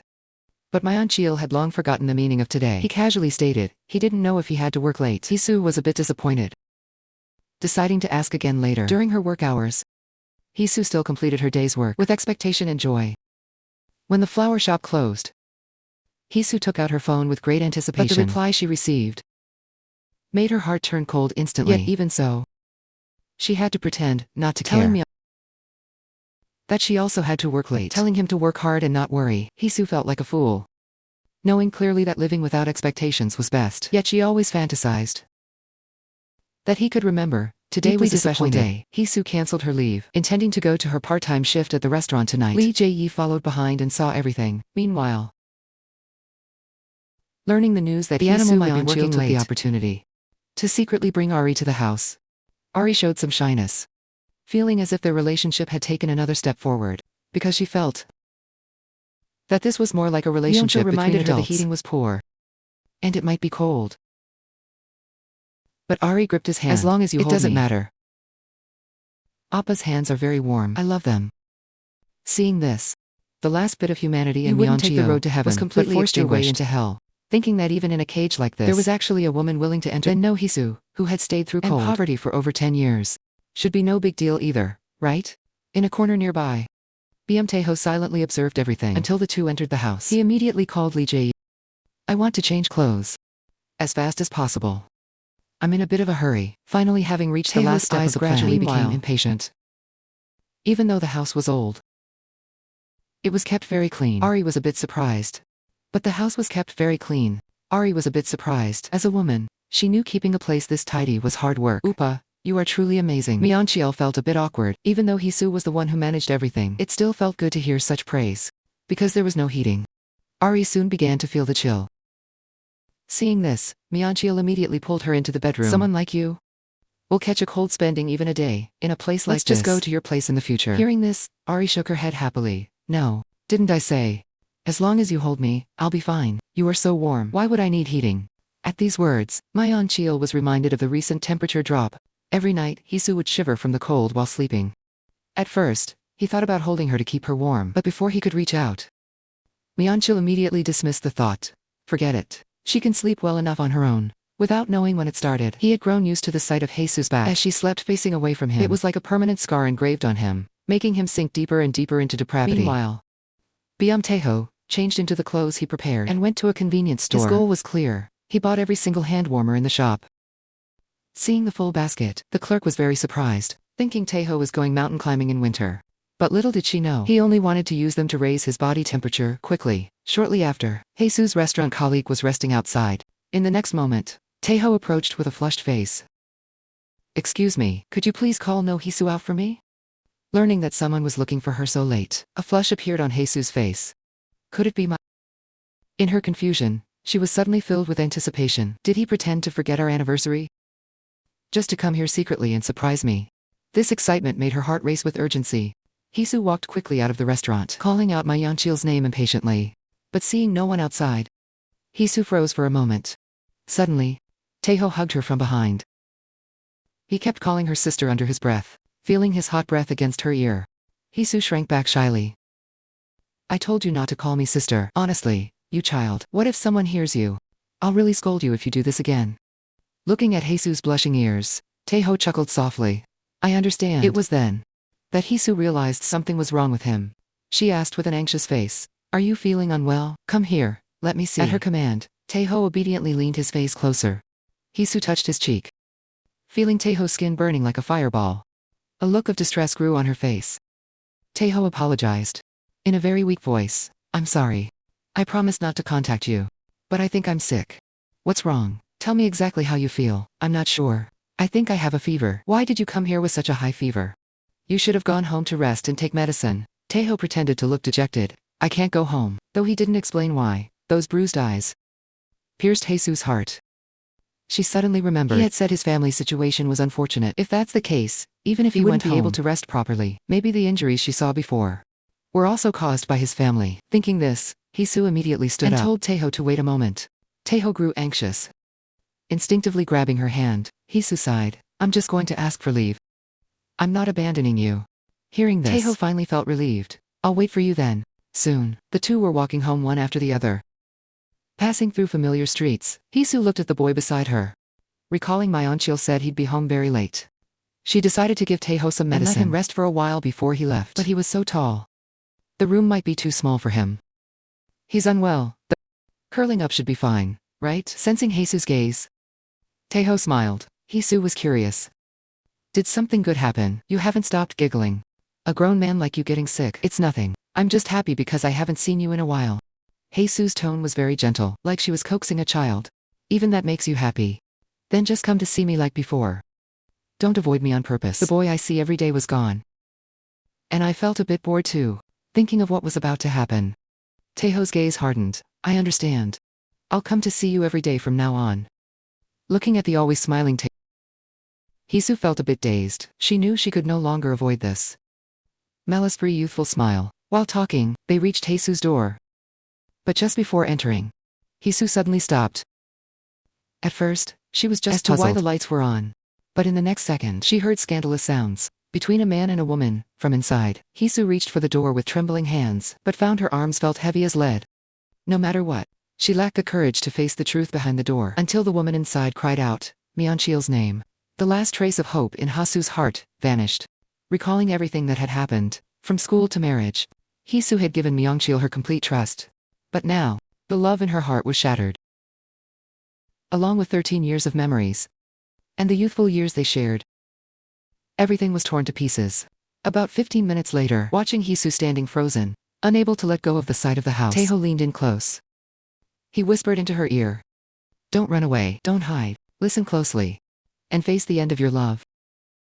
The coldness in his voice, which she'd never heard, pulled Haixiu back to reality instantly. This slow voice seemed to be telling her that even earlier, from some moment long ago, this love had already reached its limit. This marriage was not shining brightly like the past she clung to. Instead, it had faded long ago, without her noticing. But even so, Haixiu still found it hard to let go. She forcefully shook off Taihe's hands from her shoulders. But she didn't run away. Instead, she prepared to seek justice for the half of her life she'd given away. Seeing Haixiu's back, more determined than ever, Taihe was stunned for a moment. But then he couldn't help but smile. "I thought you'd only run. I didn't expect you to be so decisive." Elsewhere, Haixiu strode toward the bedroom, while Manhwa and Ari were still being intimate. The door was suddenly kicked open. "Manhwa," Haixiu walked in with a face full of hatred. Seeing this, Manhwa's mind went completely blank. He never imagined Haixiu would return so soon. Ari, on the other hand, asked in confusion, "Is this woman the relative you mentioned, Upa?" The word relative was like a heavy hammer, smashing Haixiu's broken heart. She questioned her first love of 13 years. "You tell me, Kong Manhwa, are we just family?" But Manhwa didn't answer her question. Instead, he complained about why she returned so early. Manhwa, trying to leave, Haixiu immediately rushed up and grabbed his clothes. She questioned him hysterically. "Where are you going? Answer me. Are we just acquaintances? Am I only your family, Kong Manhwa? You tell a woman you've lived with for 13 years that she's just family. Are you even human?" Seemingly understanding everything, Ari showed a look of disgust and left the room without looking back. Manhwa panicked and immediately chased after her. "I really don't have any special relationship with her. We were married, yes, but we've been divorced for a long time. I swear she's not even family now. She's just a stranger." At these words, Haixiu felt as if she'd been struck by lightning. She, who never argued with anyone, angrily grabbed Manhwa's hair. "Damn you. No, Haixiu, have you gone mad? Let go of me right now." "I won't." Haixiu pulled his hair with force, crying with bitterness, as she questioned him. "How could you do this to me? How can you call me a stranger? But her frail body was no match for a man. After a brief struggle, Manhwa violently threw Haixiu aside. With a loud thud, Haixiu hit the dining table behind her. The water cup tipped over, making her clothes as damp as her heart. Infuriated, Manhwa dropped all pretense. He told Haixiu with full of hatred, "I'm sick of this shitty life. So I saw another woman. She is younger than you, gentler than you, and wealthier than you. So we've slept together a few times. Are you awake now?" He looked at Haixiu's despairing face. Manhwa's eyes flashed with a thrill of newfound wealth. Then he mocked coldly, "So even if I cheated, what are you going to do about it? Break up with me. Try it if you can." With that, he went out to win Ari back without looking back, leaving Haixiu sitting alone on the floor. Gradually, the water from the broken cup reached her side. When she looked up, she only saw that rose lying on the floor. Haixiu had thought this would be a beautiful beginning. Slowly, tears could no longer be contained in her eyes. She reached out with trembling hands to touch her chest that felt suffocated. As tears streamed down her face, the sound of Haixiu's crying grew louder. Meanwhile, Manhwa was still trying to deceive Ari, claiming Haixiu was the one clinging to him, and that his heart was only for Ari. Hearing this, Taihe's gaze became increasingly cold. As expected, he should just kill him directly, looking at the man who made Haixiu wither away. A trace of calm returned to Taihe's eyes, letting him end so easily. How could that be possible? He would use the slowest, most profound, most malicious, and most miserable way to return all of this to my... Looking at the heartbroken Haixiu in the room, he was originally very happy that Haixiu had finally abandoned him today. But now he found his heart was in great pain, though he dreamed of her relationship with him breaking when she truly collapsed. Taihe's entire chest felt like it was bruised. Despite not wanting to hear it, he kept hearing Haixiu's sobs echoing in his ears. He walked back to the rental with firm steps, secretly vowing in his heart, "As long as it can soothe your wounded heart, I will unconditionally obey everything you say. Everything you want, I will offer it to you. Whatever you want to do, I will stand by you through thick and thin. Everywhere you want to go, I will take you, even to the ends of the earth. If you ask me to kill him, I will not hesitate. But you probably wouldn't want that. Even after he ruined you like this, you are unwilling to hate or curse him, just as you only watch me. I also watch you. But you, with no desires or demands make me feel helpless." His love for Haixiu felt like a love with hands and feet bound, choked by the neck, and left at her mercy. After gathering his thoughts, he patted Haixiu's back gently and began to comfort her. "Don't cry anymore. Your eyes will hurt if you keep crying like this, and your voice will go hoarse. You have so many part-time jobs. What if your body can't take it anymore?" But as he spoke, Haixiu's body slowly slumped over, until she fainted completely from crying in Taihe's arms. Then Taihe took Haixiu to the hospital, and silently watched over her all night. The unconscious seemed to be having some kind of nightmare, sweat constantly sliding down her face. Taihe gently brushed aside her hair to prevent it from clumping with sweat. Recalling everything that happened last night, though Haixiu had broken free from her chains, she was also left bruised and battered. Her heart was heavy, but determined. She would use the rest of her life's effort, too slowly, bit by bit, without leaving any trace, completely erase the trauma in Haixiu's heart. As long as there is life, then the wound will eventually heal one day. 6 a.m. Taihe, who hadn't slept all night, came out of the ward. Yi informed him the doctor gave her a fever shot, and she'd be better soon with rest. But the worry in Taihe's heart hadn't faded. A high fever is no small matter, but at least it's not a major illness. However, that degree of fever indicates that her physical condition was already very poor before. But she didn't even have the thought of resting for a day. To be honest, I can't understand. If it were me, no matter who held me with threats, I don't think I could do such hard work. I wonder how someone can be so foolish. Hearing this, Taihe was very displeased. He looked at him with a cold smile. Yi realized his mistake and shut up immediately. "Were you just thinking of burying me alive? How could that be? Go to the shop once you're ready. Is there another important task to complete?" Because Haixiu hadn't asked for leave, Taihe decided to do her shift instead. Meanwhile, Wajin was surprised to see someone enter. "Excuse me, we aren't open yet." Before she could finish, she noticed the guest was actually Rose. Then she heard him say with full sincerity, "I'm not a customer today, but here to do a shift. I'm taking over for no Haixiu who..." Immediately questioned, "Is Sister Haixiu unwell? No wonder she's never late. But she hasn't arrived until now, today." Then she reacted immediately. What on earth? What exactly is the relationship between these two? Rose is actually working in place of Sister. A moment later, she and the shop owner began to deliberate. Wajin suggested, "You should just let him go back. I can handle things alone this morning." But the owner was reluctant. "A handsome guy like this walked in on his own. I can't just let him go back. Ours isn't a job you can learn in just a short while anyway." Suddenly, the owner thought of a way. "How about this then? Why not let him wear a mask and attract customers at the door?" Hearing this, Wajin, The #1 fangirl shouted excitedly. Are you crazy? How can you forcibly seal off that face? It's absolutely perfect right now, okay. So after the two reached an agreement, Hua Jin walked over with a dutiful face, holding a board. All right. Please listen closely. From now on, what should you do?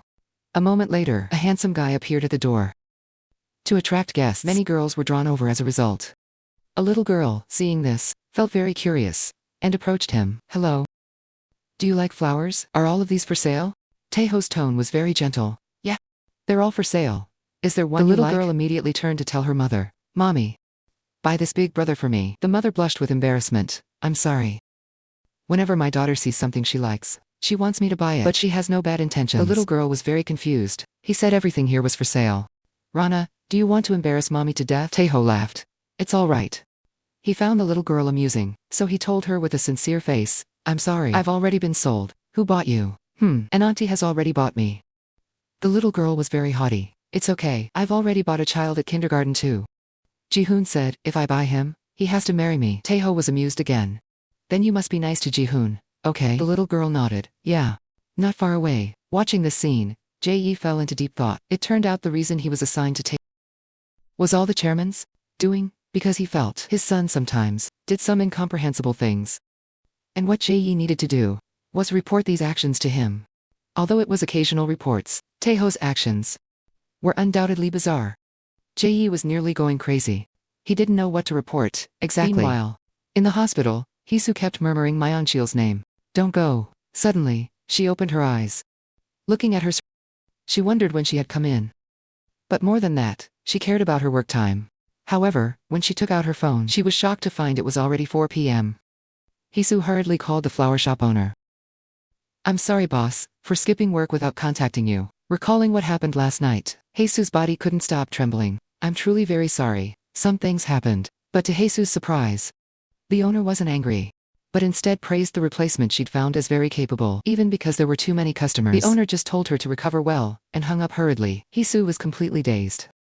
It took her a long time to finally process what happened. Meanwhile, Biam Taihe received a message from Haixiu. His expression showed a hint of regret. After such a rare deep sleep, he had hoped she could sleep a little longer. But since she was already awake, Taihe handed over the night shift at the BBQ restaurant to Lee Jae.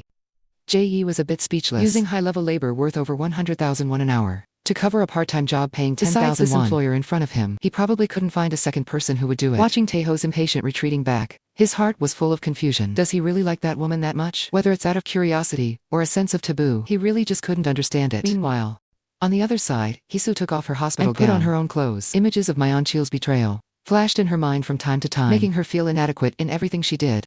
Even a small task like tying her hair. But then a gentle hand reached from behind and lightly touched her forehead. Let me see, my auntie. Has your fever gone down? Haixiu blinked her eyes, her mind still a bit chaotic. She nodded. Can't you rest a bit more? It seems you still have a slight fever. I'm fine. Staying in the hospital longer won't make the recovery faster. Are you going home now? Of course. What about that person? Haixiu was stunned for a moment hearing this. Taihe continued to press further. Should I still call him your husband? A question she'd selectively chosen to forget was raised, leaving Haixiu a bit at a loss. She didn't know now. She didn't know how to address Myeonchil anymore. From now on, what would she do, all alone? And strangely enough, she didn't feel the sense of finality that everything was over. Because it was a long-standing love. She had never thought the play would one day come to an end. In Haisu's life, which was full of misfortune, he was at least the only lucky person who gave her a reason to try living again. But Haixiu also understood that she and Myeonchil were past repair. Yet even after witnessing that scene, she still naturally imagined that he would come back to her side again. Haixiu clenched her fists, hating her own weakness. Even at this stage, the first thought that popped up was this foolish one. It was truly absurd, like an idiot, like a fool. But even though she knew this very well, she was still at a loss. Haixiu looked at Taihe with red eyes. It sounds very laughable to you, doesn't it? Taihe comforted her in a sincere tone. No, it's not laughable at all. If this were a feeling, that could be easily cut off. Then it probably wouldn't be love. While talking, his right hand gently touched Haisu's cheek, tidying her slightly messy hair. Hearing this, there was a hint of disbelief in Haisu's eyes, but she was deeply moved. You really are a strange child. At the time I needed it most, you said exactly what I wanted to hear. After saying that, Haixiu immediately snapped out of it and questioned him. What are you doing with your hand? Taihe pointed. Your hair is sticking out here. Haixiu was speechless. That's because I tied my hair. Without looking in a mirror. Just then, Taihe's phone suddenly rang. Seeing the name Seog on the screen, he didn't hesitate for a second and hung up directly. Haixiu was a bit surprised. That's a girl's name. Aren't you going to answer? Taihe acted indifferent, stating it wasn't an important call, but in the next moment, the phone rang again. Haixiu stared intently, calling again and again. She had only received similar calls from debt collectors before, but I have seen it recently. This contact is not because of anything special. It is just a desire to hear someone's voice. Once, twice, 10 times for such a long time, waiting for the signal tone before they pick up. The sound of vibration coming through gives a person a certain premonition. Haixiu knows they either have something urgent, or they just like her very much. Seeing Haixiu lost in thought, Taihe hangs up again, and says, do not worry about it. Let us talk about something else. You should have answered just now. I think she seems to like you a lot. Taihe asks, in confusion, how do you know? Haixiu dares not look him in the eye. She turns her head away and asks if it is a girl. Yes, there is no such thing as pure friendship between men and women. Just an acquaintance relationship, just as Jiang Minqi claimed, but it turned out to be just a big lie. Unexpectedly hearing this, Taihe suddenly leans closer to her. Under Haixiu's puzzled gaze, he asks back, then what about us? We are also a man and a woman, keeping in touch every day. The kind of relationship where I pick you up after work. Haixiu is ashamed and says, do not talk nonsense. You are still a child. You also have a side that looks quite young. Forget it. Even someone I once had left me because of boredom. Who would like someone like me? I like you. Clearly 10 years older than him. Yet Haixiu is like a girl in her first love. Looking away in a panic. You really are. Stop joking around, or I will scold you. Taihe approaches step by step. His tone and gaze are so sincere. I am not joking. Looking at his face about to draw near. Haixiu's heart is racing like a deer. She is stunned and does not know what to do. But as the two get closer, Haixiu suddenly stands up with a start, avoiding him with a flushed face. Taihe says, your voice is too low. He heard nothing at all. Taihe laughs, and is curious, wondering how long you will play dumb. Soon after the two walk out of the hospital, Haixiu wonders, how did you pay my medical bills? I paid with my savings. It would have been fine to let me rest at home then. Where would you get the money? Anyway, I will pay you back as soon as possible. Then I will come to collect the debt from you every day. Haixiu pouts with some dissatisfaction. I will not default on the debt. Okay. By the way, Haixiu suddenly remembers, she has to work at the BBQ shop. Seeing her anxious look, Taihe chuckles. It is okay. I already found someone to replace you temporarily. Meanwhile, inside the shop, the professionally trained Lisa. His BBQ is not only loved by customers, even his cleaning is so stylish and neat. As long as a customer is noisy, he will politely step forward to remind the customer to be quiet. On the other side, due to the lack of contact with Taihe, Shizi feels very upset. Taking the initiative to persuade her, just give up. Do you think he only has 1 or 2 women around him? Just because he acts close to you, you think you are special. It is all an illusion. Okay. Shizi is very dissatisfied. What nonsense. Do you think he is like you? Smiling at any woman he sees. When any random girl talks to you, you are deathly happy. After speaking, she leaves without further word. However, those words just now have truly hurt her. At the same time, on the other side, not long after partying, Taihe cannot help but send a message, I miss you. Did we not just meet? The expression is crying, wait until tomorrow. However, while he is smiling at his phone, a subordinate beside him suddenly tells him, just received news that the eldest young master is returning home soon. The chairman means the family should meet together. Hearing this, Taihe shows a mocking face. The chairman really is. Since when did he care so much about brotherly love? And seeing my face, big brother probably will not even be able to eat, right Taihe? Taihe smiles awkwardly. Then, what do you want to do? What else can I do? Just say, I am dead. Is that not what big brother hopes for most? As a gift for his return, of course I should send him a sweet lie. Meanwhile, on the other side, the homeless Jiang Minqi keeps calling Yali phone. He is truly scared now. If this continues, it might spread through the company. And before the news of Luo, he has nowhere to go for now. Just as he feels like he is going crazy, something suddenly hits him from behind. Jiang Minqi turns around in confusion, and hears Yali angry questioning, you bastard. Where do you still dare to come here from? Jiang Minqi wants to hold her hand, but is pushed away. Yali scolds with a trembling voice. You filthy bastard. Do not touch me with hands that touched another woman. Jiang Minqi swears, after being with you, I have never touched her. Yali frantically beats Jiang Minqi's chest, asking him in tears, do you think I will still believe you? Jiang Minqi pretends to be lonely, using his skillful lies to deceive Yali again, saying he has nowhere to go, so he had no choice but to live with her. But after being with you, I never touched her again. And the divorce is also a fact. I knew if you found out, we would definitely break up. But I still took you there. Because I did not want to hide anything from you. Do not worry, I will not come again. I came here one last time to apologize to you. I am not such a heartless guy. Also, you are not good with alcohol, so do not drink too much. Be sure to sober up. And do not skip breakfast because of oversleeping. Finally, I hope you meet a better man than me. These words successfully fooled Yali. Maybe Jiang Mingqi was a sister in his last life, making every girl who contacts her hard to let go. Looking at his lonely departing figure, Yali keeps telling herself, it is all lies. But in the end, she still cannot let go of this relationship. Rushing over to hug Jiang Mingqi tightly, tears cannot stop flowing from her eyes. Crying and scolding Jiang Mingqi, do not go, you bastard. Scumbag of a man. Feeling the clothes behind her being soaked by tears, Jiang Mingqi shows a successful smile. This woman. Truly as I expected. On the other side, Haixiu returns to her narrow and cold rental room, looking at the mess. She wants to ask her 20-year-old self if she could have thought that one day in her own home, the traces left by Jiang Mingqi and other women would eventually have to be cleaned by her. Haixiu falls into deep self-doubt.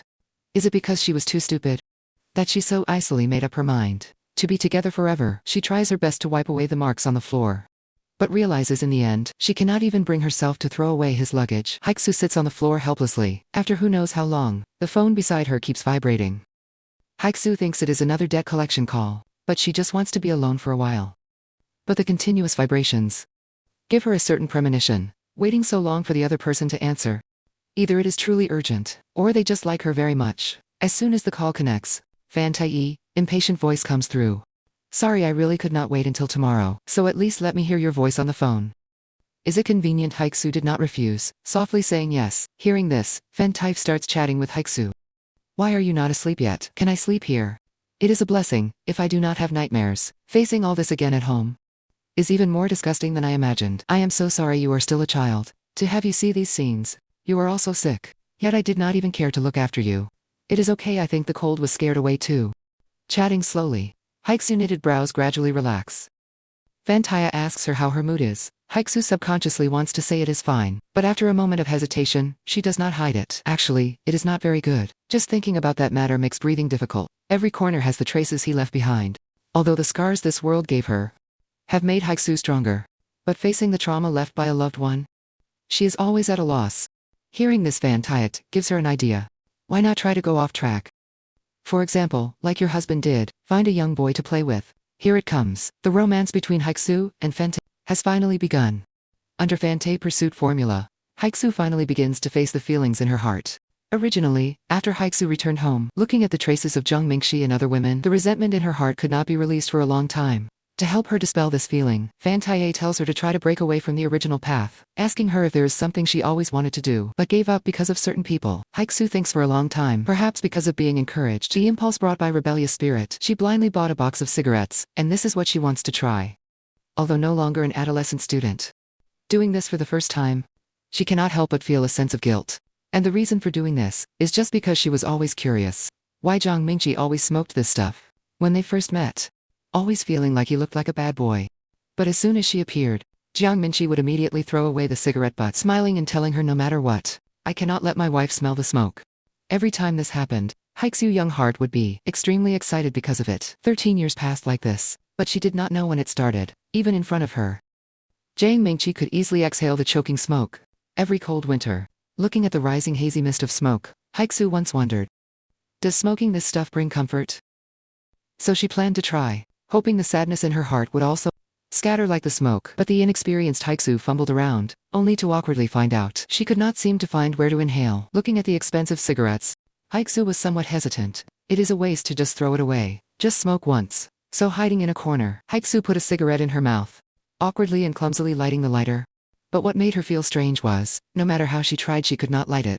Haixiu thought the quality of the cigarette was bad, but in the next second, the cigarette in her mouth was snatched away from behind. Immediately after, she saw Fan Taihe lean his head in, telling her with a half smile, you do not light a cigarette like that.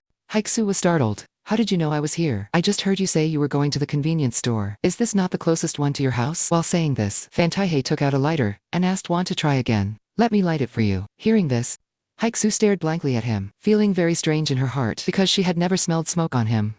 So she could not help asking, do you smoke often? Since you are carrying a lighter. Fan Taihe shook his head with a smile. I do not smoke. Then what is that in your hand? It belongs to a buddy I know. I do not believe it is true.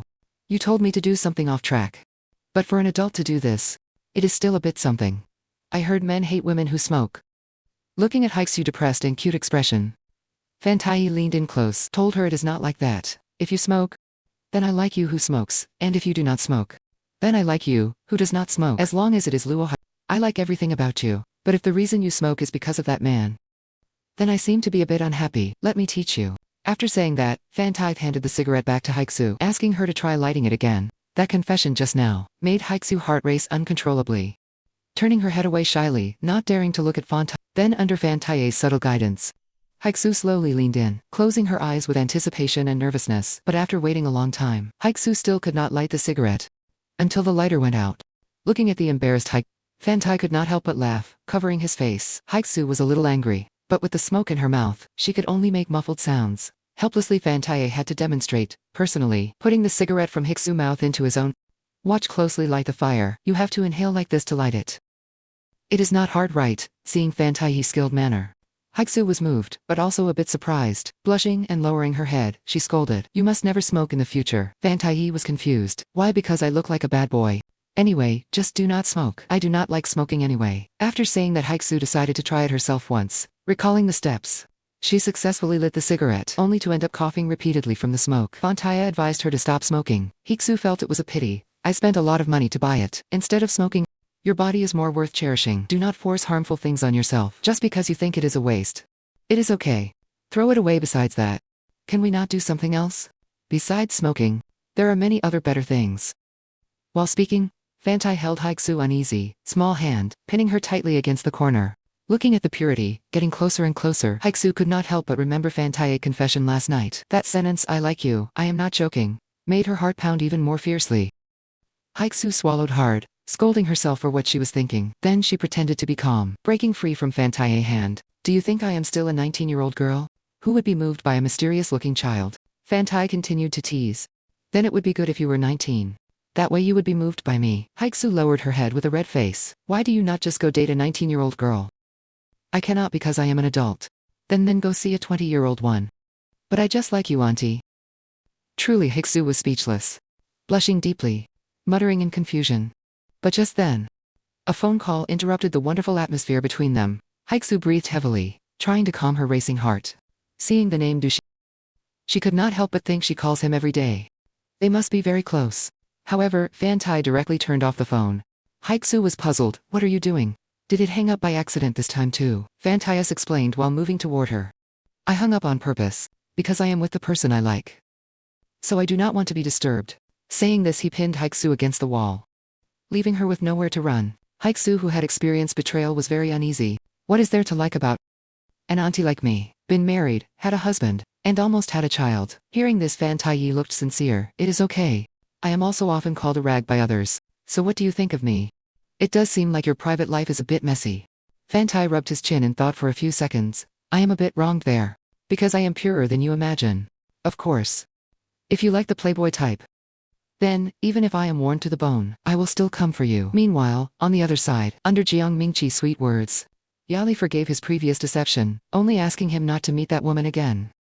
Just living with her from now on is enough. Lying on the comfortable bed, Jiang Mingqi could not help but sigh. Wanting to catch an innocent young girl was as easy as turning his palm for him. However, a young and green girl is only suitable for temporary play. Although he thought about a seamless transition, he did not want to do that. He was convinced that only when he was not around would Luo Haixiu know his value. Although she would be furious at first because of the betrayal, he knew very well, the Luo Haixiu he knew could absolutely never abandon Jiang Mingqi.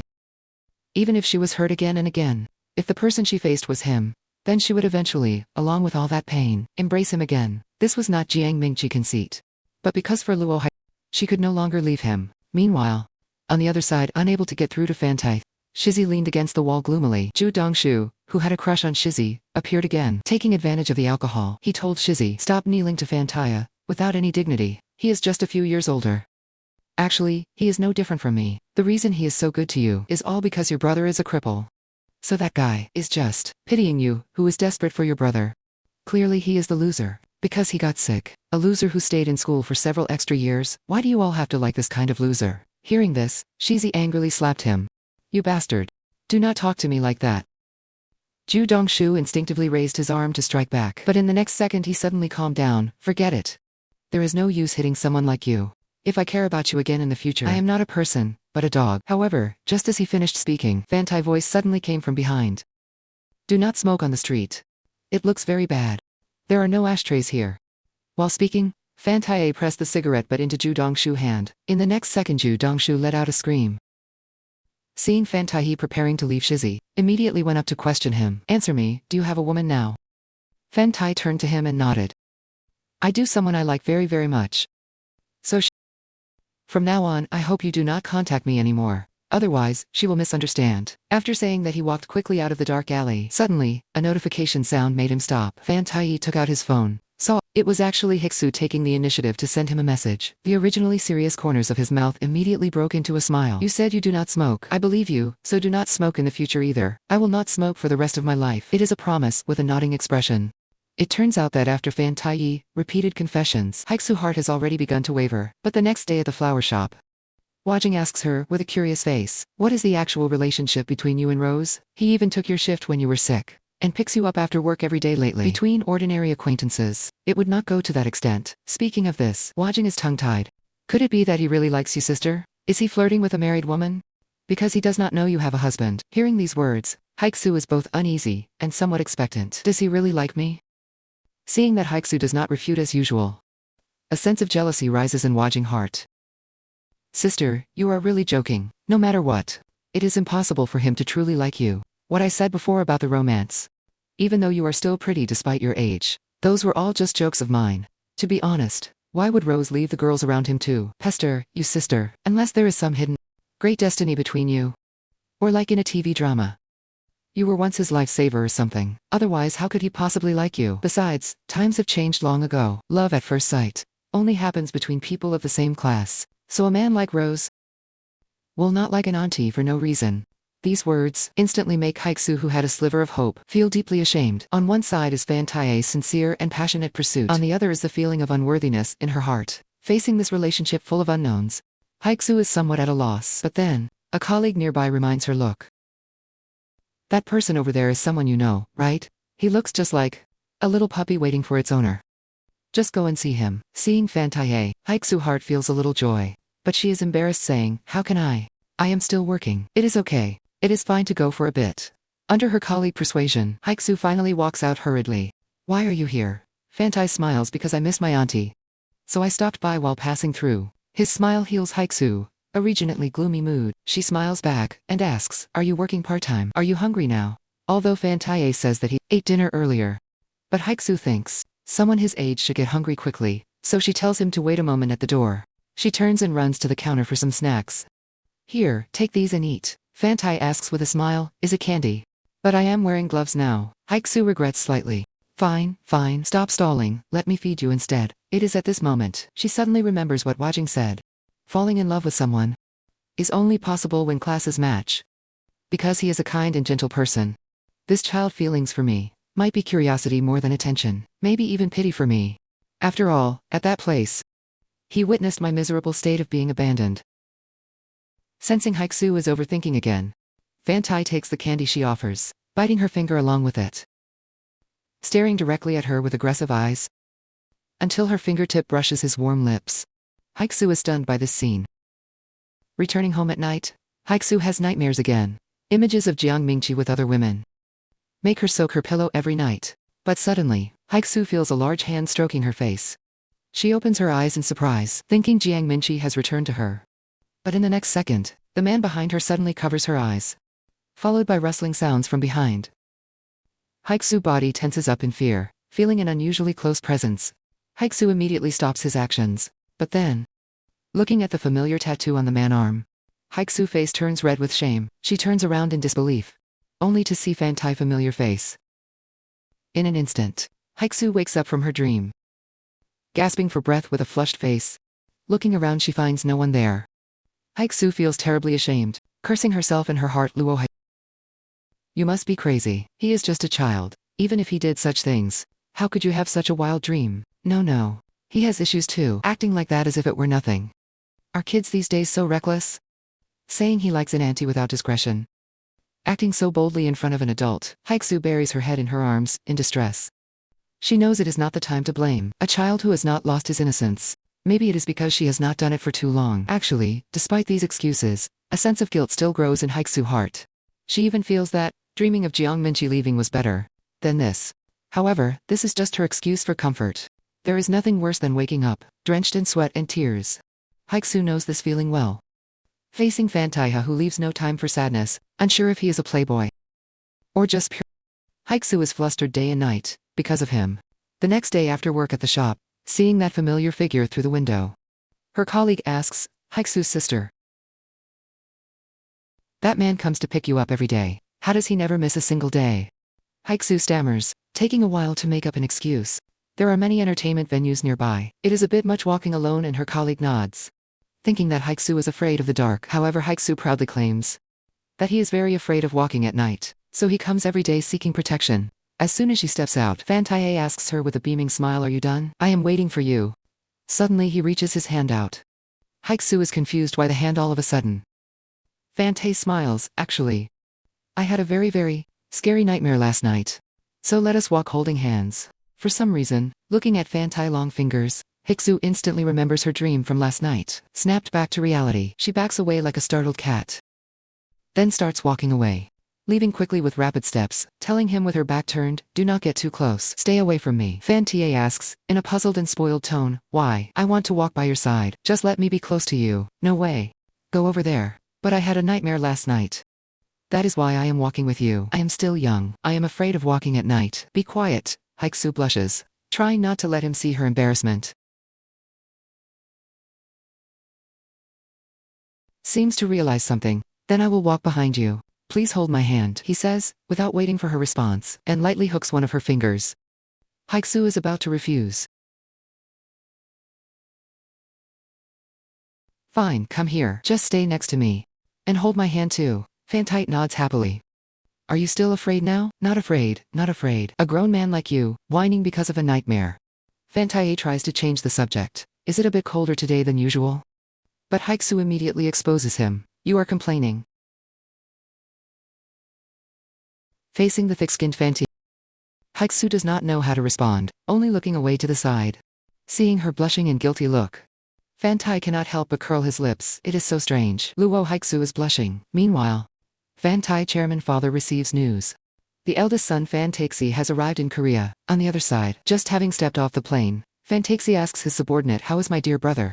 Is he doing well?" But as soon as the subordinate is about to report, he immediately interrupts, "Forget it. I am not interested in news of him, except for a death notice. I have no interest in anything else." But as soon as he finishes, the subordinate tells him, "I heard he is already dead." Fan Taixi is stunned. "Who said so? Did that bastard teach you to say that? He has become well behaved since we last met. Fan Taihe cannot be dead. Even if he sought death 100 times. He seemed to sense something. Most importantly, I did not want to send him to his death, so I believe everyone has seen this image lately." Haixiu and Fan Taihe standing on the mountain peak overlooking the city night view. This is not only a famous scene from Withered Flower, but also the blogger favorite image.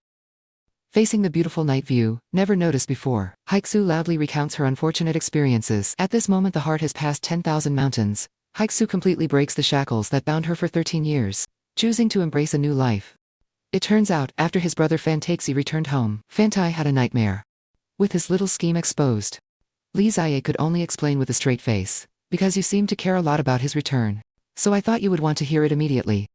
Was my judgment wrong?" "No, you are right. That is why I told you the password." Fan Taihe patted Li Ziye's shoulder. "I will rely on you in the future too." Meanwhile, on the other side, Haixiu woke up a bit later than usual because Jiang Minqi was gone. There was no need to prepare breakfast with hard work every day. Haixiu expenses have also decreased these days, despite having a mountain of debt to pay back. That large hand that often took allowance was no longer there. The pain left by betrayal is not a continuous long ache. It is like everything is fine now. She can smile and move on, but at a certain moment, it will suddenly tear her heart open, jumping out and making her eyes sting, like they are burning. 13 years of companionship makes everything Haixiu encounters in life remind her of moments being with him. In Luo Haixiu world, that person occupied more space than she did herself. Haixiu does not know if she can truly forget him. At the same time she is curious, will the harm Jiang Minqi did to her continue until the day she dies? Just then, she suddenly noticed a teddy bear in the window.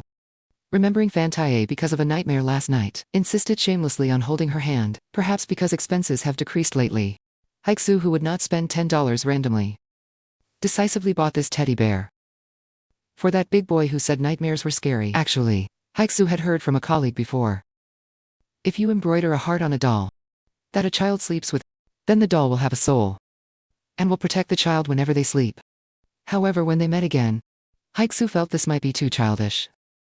Compared to the teddy bear, Fan Tai seemed too tall and big. Even so, Haixiu could not help but imagine in her heart the cute way he would sleep holding the teddy bear after she gave it to him. Thinking about it, a silly smile gradually appeared on Haixiu's face, thinking it was a good idea to give this as a gift to him. Seeing Haixiu smiling like a flower, Fan Tai also could not help asking with a silly smile, "What are you thinking?" Laughing so happily. "It is nothing. Are you busy today?" Haixiu hesitated for a moment. Today work is over. Although she had to do needlework on the teddy bear at home, for some reason, she did not want to refuse, because she had more time lately than before. So she told Fan Tai she was not busy. "Then give some time to me." "Oh, okay. But what are you going to do?" Before Haixiu could finish, Fan Tai put a helmet on her head. Then, under her puzzled gaze, Fan Tai picked her up and carried her on his shoulder. Haixiu gave a startled cry, kept tapping Fan Tai back with her hand. A short while later, a motorcycle stopped. Fan Tai took off the helmet for Haixiu, told her, "It is here. The place I wanted to come with you. When I think too much, I often come here alone. How is it?" Looking at the night view before her, Haixiu was stunned. Although the neighborhood where Haixiu lived was high, so whenever night fell, the entire night view of Seoul could be seen. Whenever she climbed the steep steps, lights flickered between the narrow corners, being in a place where one could see the scenery just by turning. But Fan Tai knew. Luo Haixiu, after a whole day of hard work with an exhausted head, had never noticed the lights gathering behind her. Looking at the brightly lit Seoul, Haixiu had mixed feelings. The shock in her heart could not be calmed for a long time. It was her first time realizing the city she lived in was so beautiful. Fan Tai asked her, "Do you have anything to say?" Haixiu did not understand what he meant. "There is no one nearby. You can shout as much as you want, so shout until your heart feels better. Then shake off and abandon him, no matter what it is." Hearing this, Haixiu took a deep breath, then shouted at the city, "Zheng Mingqi, you bastard! You hopeless scum! Yes, you are really capable. Go live your life alone. I am no longer 20 years old. I hate you very, very much now. So if you regret it later and want to beg me for forgiveness, stop dreaming. Even if you come back, I will absolutely never accept you." Venting out her unhappiness in a series, Haixiu gasped for fresh air. Fan Tai lightly patted her back. "Do you feel better now?" "Yes. Are you finished saying what you wanted to say?" Haixiu took a few seconds.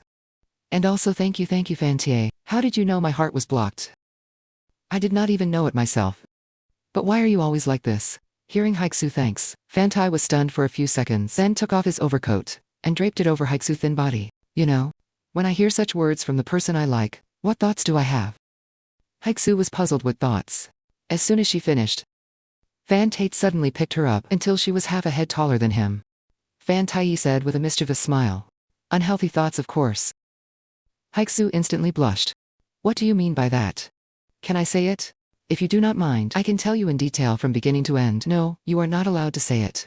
"Absolutely not allowed." Fan Tai put her on the motorcycle and continued teasing. "My auntie is blushing. It is not, it is, because it is too cold. Let us go now. I will take you home." Just as the motorcycle was about to start, the shy Haixiu only pinched a corner of his clothes. Then Fan Tai's voice came. "Because it is dangerous. You can hold on tighter than before." Hearing this, Haixiu finally felt at ease and hugged Fan Tai. The motorcycle traveled on the empty road. Haixiu just felt it was strange. Fan Tai grew up in misfortune, an adult broad back and shoulders that could not avoid being hurt by the world. She originally wanted to give an adult-style hug, but in the end she leaned on him. Yet at this moment Haixiu felt an unprecedented peace. Meanwhile, on the other side, after Fan Taihe left, Li Ziyi entered his room again. Although Chairman Fan was someone who could not be disobeyed, one could think of the supreme chairman actually as just a father who wanted to control his son. He found it very interesting. Originally he only wanted to report on the daily life of a rich young master to make a fortune, but reality left him helpless. Fan Tai's behavior was so strange. It was abnormal to a perverted degree. Even his actions were so bizarre.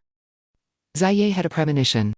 If he revealed the young master's strange actions here, he felt he would have no place to be buried. Facing the pressure from both father and son, Li Ziyi felt very suffocated. All my little tricks were seen through. Damn it, who should I listen to? Every step must be taken carefully, now. Judging from the items left intact, he seems not to have noticed yet that I am under the chairman lethal surveillance. What should he do? Better go back and consider it again. The scene shifts to Haixiu house. At this time she is embroidering a heart on the teddy bear, just like her injured heart was being mended little by Fant. Every stitch represents their care. When it was finished, Haixiu felt inexplicably gratified. Even though it was just a bit of needlework, it is quite cute. But if I take it to my part-time job, but it is quite cute too. However, if I take it to the part-time job, it might get dirty. So Haixiu decides, when work ends tomorrow, and they go home together, she will give the gift to Taihe then. Taihe should like it, right?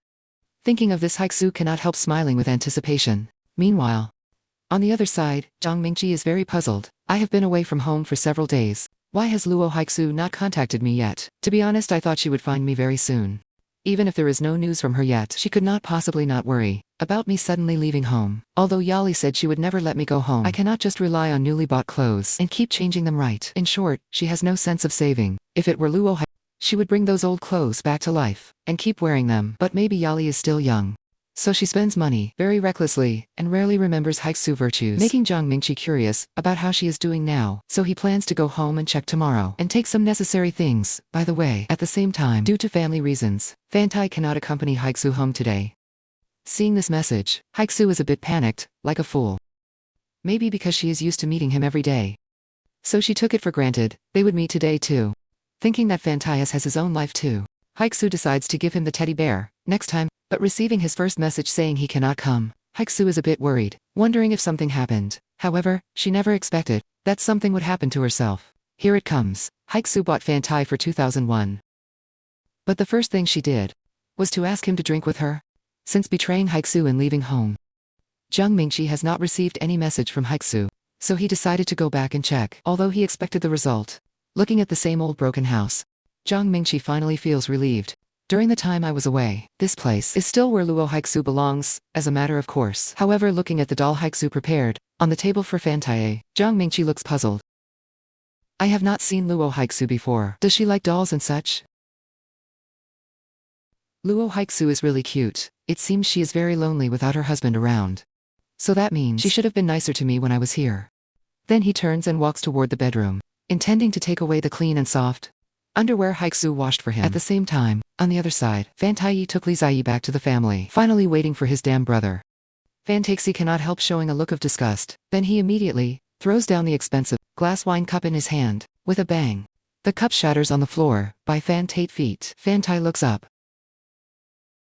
Long time no see, brother. How have you been lately? Taihe shakes his head while clicking his tongue, making TSK sounds. You guy, you do not even say hello when you see your big brother. Your neck is still so stiff. You are not cute at all anyway. Seeing that Taihe is already half a head taller than him, Taihe feels even more upset. Have you grown even taller while we were apart? But you better keep your knees lower before I chop off your ankles until your eyes are level with mine. Taihe strikes back with a mocking face. Brother, why do you not just grow taller yourself? TSK, what nonsense are you talking about? I am 27 years old. Can I still grow taller? Hearing this, Taihe's gaze becomes even sharper. That is right.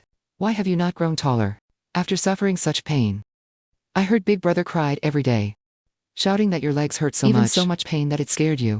What about now? Do you still cry every night? When his humiliating and painful past is suddenly brought up, Taihe can no longer hold back his anger, directly grabbing Taihe's arm, warning him with a gloomy face. I see you have not been beaten lately, and your skin is itching, right? Just laugh now. Laugh as much as you want. Someday I will definitely kill you, just like your mother. These words also sting Taihe's weakness. But at this moment, a subordinate mentions the chairman has arrived. Young masters, let us stop here. Taihe throws off Li Ziyi's hand. Damn it. Let go. Do you know how much these clothes cost? How dare you touch them? He leaves some harsh words before departing. I remember your face. Be careful walking at night later. Taihe pats Li Ziyi's shoulder gloatingly. You are finished. Ziyi, my big brother holds a serious grudge. Then will you protect me? I hired you to protect me. Why should I protect you instead? Then I will heal myself starting today. Haha, you cannot. The father and two sons sit together in front of their father. The two brothers act very obediently. But as Taihe is eating in silence, he suddenly hears his father ask Taihe, "Who is Melissa?" Taihe is suddenly startled. I really do not understand, chairman. How do you know the name of that crazy woman child on the other side of the world? Are you still secretly investigating news of your children abroad now. However, looking at the chairman's serious face that brooks no argument, Haixiu, who has lived in shadows since childhood, dares not hide it anymore. I do not know who is spreading rumors everywhere. Anyway, that child is not mine. If you do not believe it, you can bring them back to check. But seeing the chairman's expression not changing at all, Haixiu subconsciously swallows hard, then immediately apologizes. Sorry, something like this will not happen again. I will behave myself in Korea. Taihe, what about your side as chairman? I am asking if you have any problems. Hearing this, the image of hugging Haixiu last night suddenly flats through Taihe's mind. But even so, he still answers with a straight face, of course. There are no problems at all. Meanwhile, seeing that familiar pair of men's shoes at the door, Haixiu, who just came home after work, is instantly furious. Rushing into the room, it is you, Jiang Mingqi, right? Come out here immediately. Do you know where this place is? You still dare to come here? Looking at Haixiu's angry face, Jiang Mingqi is relaxed. Really? Why talk like that? Is it a place I cannot come to? This is our home. Hearing this, Haixiu is even angrier. This is my home alone. It is not our home. Get out of here right now. Flirting with a young girl and doing that to her. Do you still have a conscience? Jiang Mingqi grabs Haixiu's wrist. Without a shred of remorse, what young girl? Yali is 25, she knows everything. How can you even say such words? As an elder, if you have some, you should proactively avoid it. Jiang Mingqi is dismissive. What elder? Just be honest. Luo Haixiu, are you jealous? After removing her filter, Haixiu suddenly realizes how shameless this man is. But looking at Haixiu's shocked eyes, Jiang Mingqi is very proud. Because I am with a woman, 8 years younger than myself. So your heart hurts, right? Or do you miss me very much? While speaking, Jiang Mingqi suddenly pinches Haixiu back with his hand. His actions lower Haixiu's baseline once again. Feeling the physical and mental humiliation, Haixiu completely explodes, suddenly smashing various water cups on Jiang Mingqi's head. Get out right now. Jiang Ming really enjoys this feeling of torturing Haixiu. He does not forget to tease. See you next time before leaving. Haixiu warns him, if you dare to come again, I will call the police. Jiang Mingqi does not take it to heart. He cannot even bear to throw one of his things away, while pretending to be indifferent. Looking at the angry and sobbing Luo Haixiu, Jiang Mingqi's mood is very pleasant. Even his breathing is much smoother. Compared to looking like a wooden puppet, dull and boring, now she looks like a real living person. However, Haixiu is already trembling with anger. Heart stinging. But just as she helplessly wants to squat down and cry, a person suddenly flashes through her mind.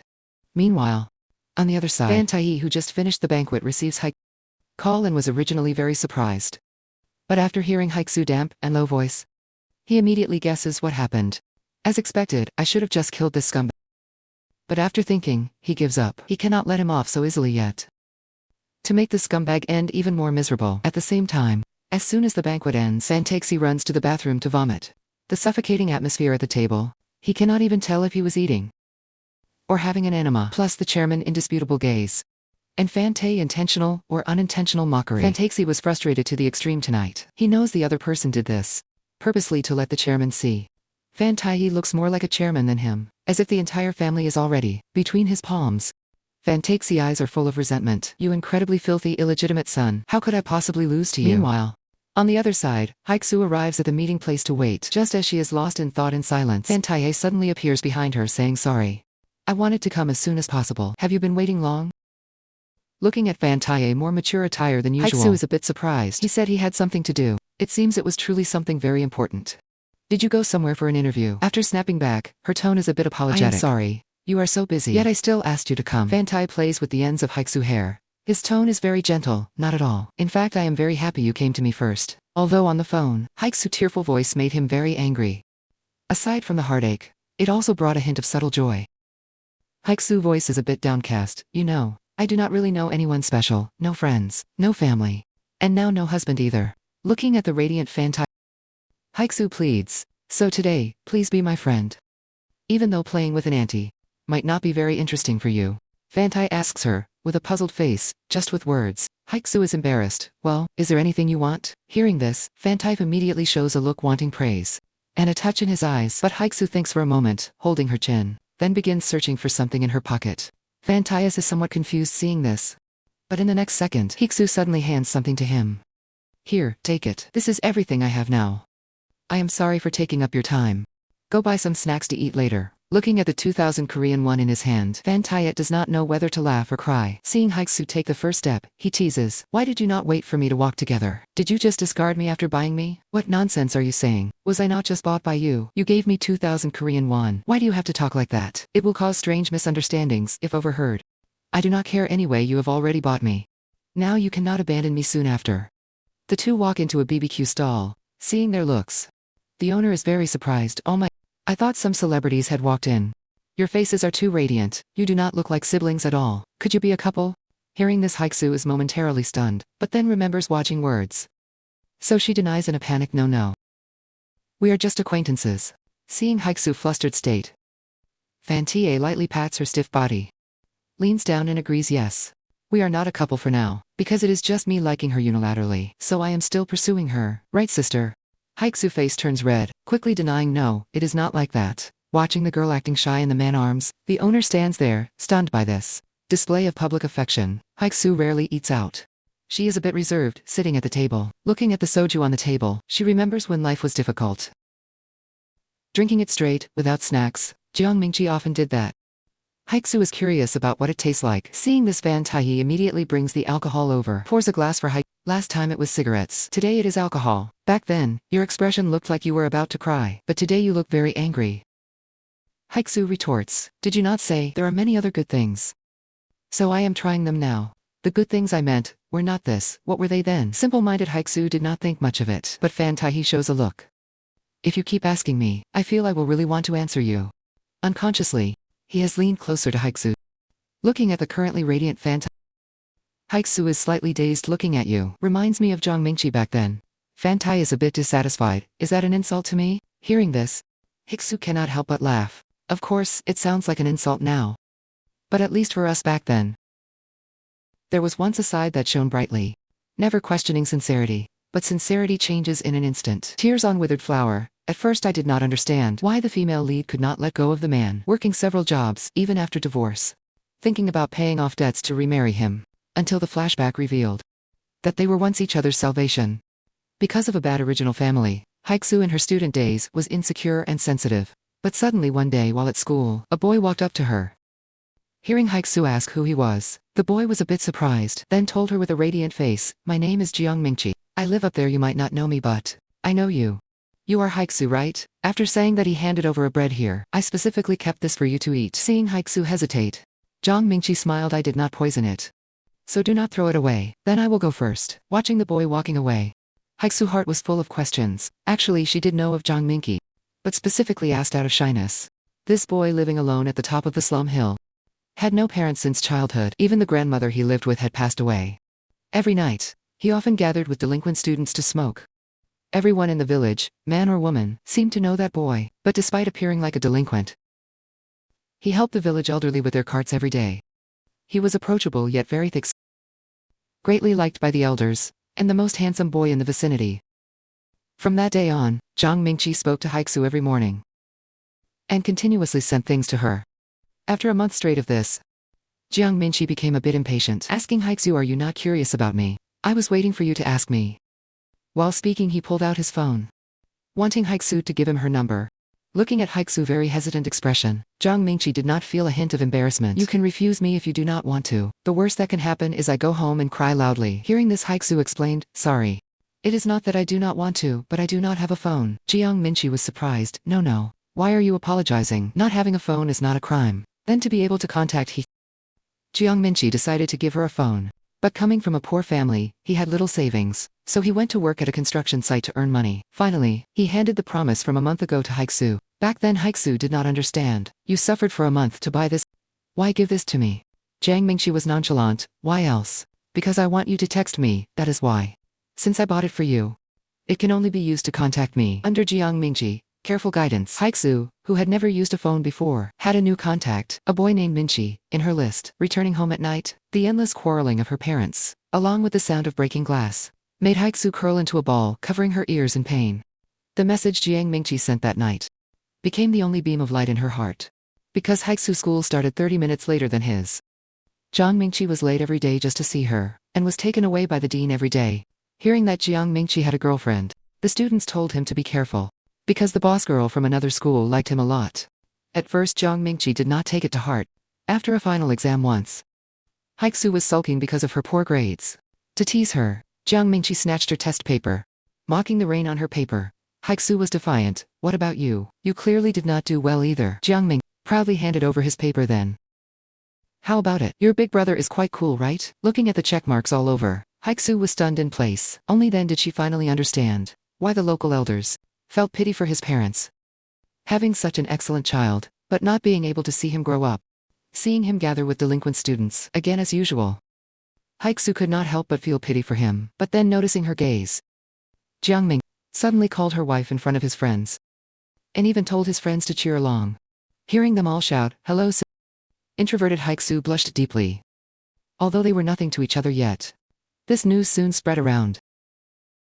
The next day while going home from school, Haixiu was stopped by another school delinquent student who liked Jiang Mingqi. This news happened to be seen by Jiang Mingqi friend. On the other side, Haixiu was trapped in the bathroom and bullied. A group of people insulted her attire while yelling, asking about her relationship with Jiang Ming. Hearing Haixiu say there was no relationship, the leader girl did not believe her, threatening Haixiu to take off all her clothes, or she would scratch her face, to stop her from seducing men everywhere. At that moment, Jiang Mingqi arrived in time after hearing the news, kicking the bathroom door open forcefully, pulling the girl with the knife aside sharply. Seeing Haixiu innocent and helpless, curled up in a corner of the bathroom, her clothes were torn beyond repair, with marks of being trampled all over her body. A surge of anger rose in Jiang Mingqi's heart.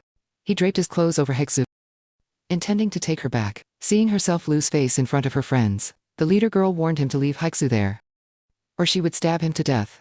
Hearing this, Jiang Mingqi grabbed the girl, proactively placing the knife against his own neck, fiercely telling her to try it if she has the guts. Just like that, Jiang Mingqi held Haixiu's hand and took her home. Even though she was covered in wounds, Haixiu was most worried about Jiang Mingqi, because she heard that the girl had many brothers in gangs. But Jiang Mingqi comforted her. It is okay. If a fight really breaks out, I can win. But the truth was, he was beaten by a group for 2 whole hours. Seeing him covered in bruises, yet still stubbornly saying it did not hurt, Haixiu was suddenly filled with anger, guilt, and gratitude as countless emotions swirled in her heart. Watching Haixiu silently clenching her fists, with tears falling from her face like raindrops, Jiang Mingqi, who was just boasting, suddenly froze. Then he promised Haixiu frantically that he would never get beaten again next time. Do not cry, or you can hit me instead. Why are you so good to me? Just as he raised Haixiu's arm over her head, he suddenly heard her question, why are you so good to me? Jiang Mingqi fell silent for a moment, facing the girl he liked. Even with his usual thick skin, his ears turned red just from that sentence. Looking at the boy's trembling hands, Haixiu knew she had fallen for him.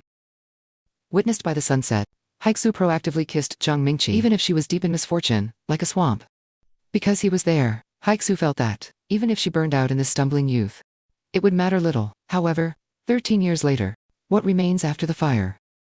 Is Jiang Mingqi vanishing with the smoke? And Luo Haixiu turned to ashes, recalling her fortunate yet unfortunate 13 years. Sips the bitter soju glass after glass like life itself. Noticing Fan Taihe resentful is puzzled gaze. Why look at me like that? It is not the first time seeing someone drink. Fan Tape marvels, I am so jealous, because you are thinking of another man while drinking in front of me. At the same time he asks himself in his heart, how can I defeat the memory of him? That cannot be erased from Haixiu's heart. Perhaps emboldened by the alcohol, Haixiu begins to ask questions buried deep in her heart. You are very flighty, and your looks are very romantic. Saying things like that with a face like yours, girls would fall for it easily, right? Fan Tai chuckles, but you did not fall for it. Stop joking, I know everything. But you seem to know nothing at all. Haixiu cannot win the argument, so she scolds. Do not talk back to your elders. I am an adult too. Funny, just confess. How old are you really? Asking the question that has puzzled her long, Haixiu is both shy and expectant. Fan Tai smiles, leaning his head toward Haixiu's ear, and whispers, 23 years old. Hearing that he is only 23, Haixiu is suddenly choked, cursing herself in her heart. Luo Haixiu, are you crazy? So now, am I drinking with a boy 10 years younger than myself? So to avoid the embarrassment of meeting Fan Taihe gaze, Haixiu drinks frantically. Being a poor drinker, she soon gets herself drunk. Fan Tai thinks she is very cute now. You are drunk, my auntie. Haixiu retorts instinctively, no, I am not drunk. Muttering that no matter how she thinks, she feels he is too young. Fan Taihe takes her into his arms. Is it not better to win? That guy is messing around with a woman 8 years younger than him. And I am even younger than he is. looking at the boy so close. To be honest, Haixiu's heart is moved. Fantai continues his capture. Do you not feel wrong? If you want to take revenge now, then it is fine to use me too. While speaking, Fantai supports Haixiu's head with his hand. But as they lean closer and closer, a surge of guilt suddenly erupts in Haixiu's heart. Facing such a good boy, she really cannot bring herself to do it, so she leaves the BBQ stall alone first.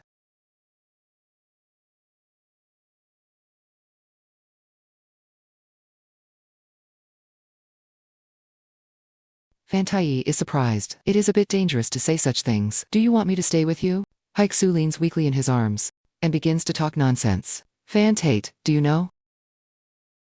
It seems you will say anything. When you have been drinking, Luo Haixiu, I was always like this. You just did not know it yet. Did you not just say you did not like it because of my age? Haixiu is very defiant. Be quiet. Who are you trying to act like an adult with? Haixiu turns around in his arms, stumbling a bit. Always seeming so sophisticated. I have lived 10 years longer than you. If you keep teasing me with things, like using me is okay, then I am going to teach you a lesson. Never expected. Haixiu actually forcibly kissed Fantai. After learning that Fantai was only 23, Haixiu felt she must be crazy. Actually, calling a boy 10 years younger out for drinks than getting herself drunk to escape reality. She was soon drunk. Under Fantai repeated provocations, Haixiu as an elder decided to teach him a little lesson. She turned around and pulled him close. To make up for the height difference, Haixiu stumbled and stepped on Fantai's foot, tried to stand on her tiptoes but found it was not enough, so she ordered Fantai to lower his head. Fantai originally had a relaxed smile. But when the expected moment arrived, his heart, which was already prepared, still beat frantically with the flutter of the moment. A momentary blankness flashed through his mind, making him like a boy in his first love, stiffly enjoying the elder hot kiss. After some time, out of breath, Haixiu stopped her actions, looking at the boy before her dizzily, but after just a few seconds, she bit him lightly again. Perhaps because standing on tiptoe was too tiring, Haixiu soon gave up again, but still asked him defiantly. I said I could do it right. Do not act so smugly around me. I know a lot more than you do. Hearing this,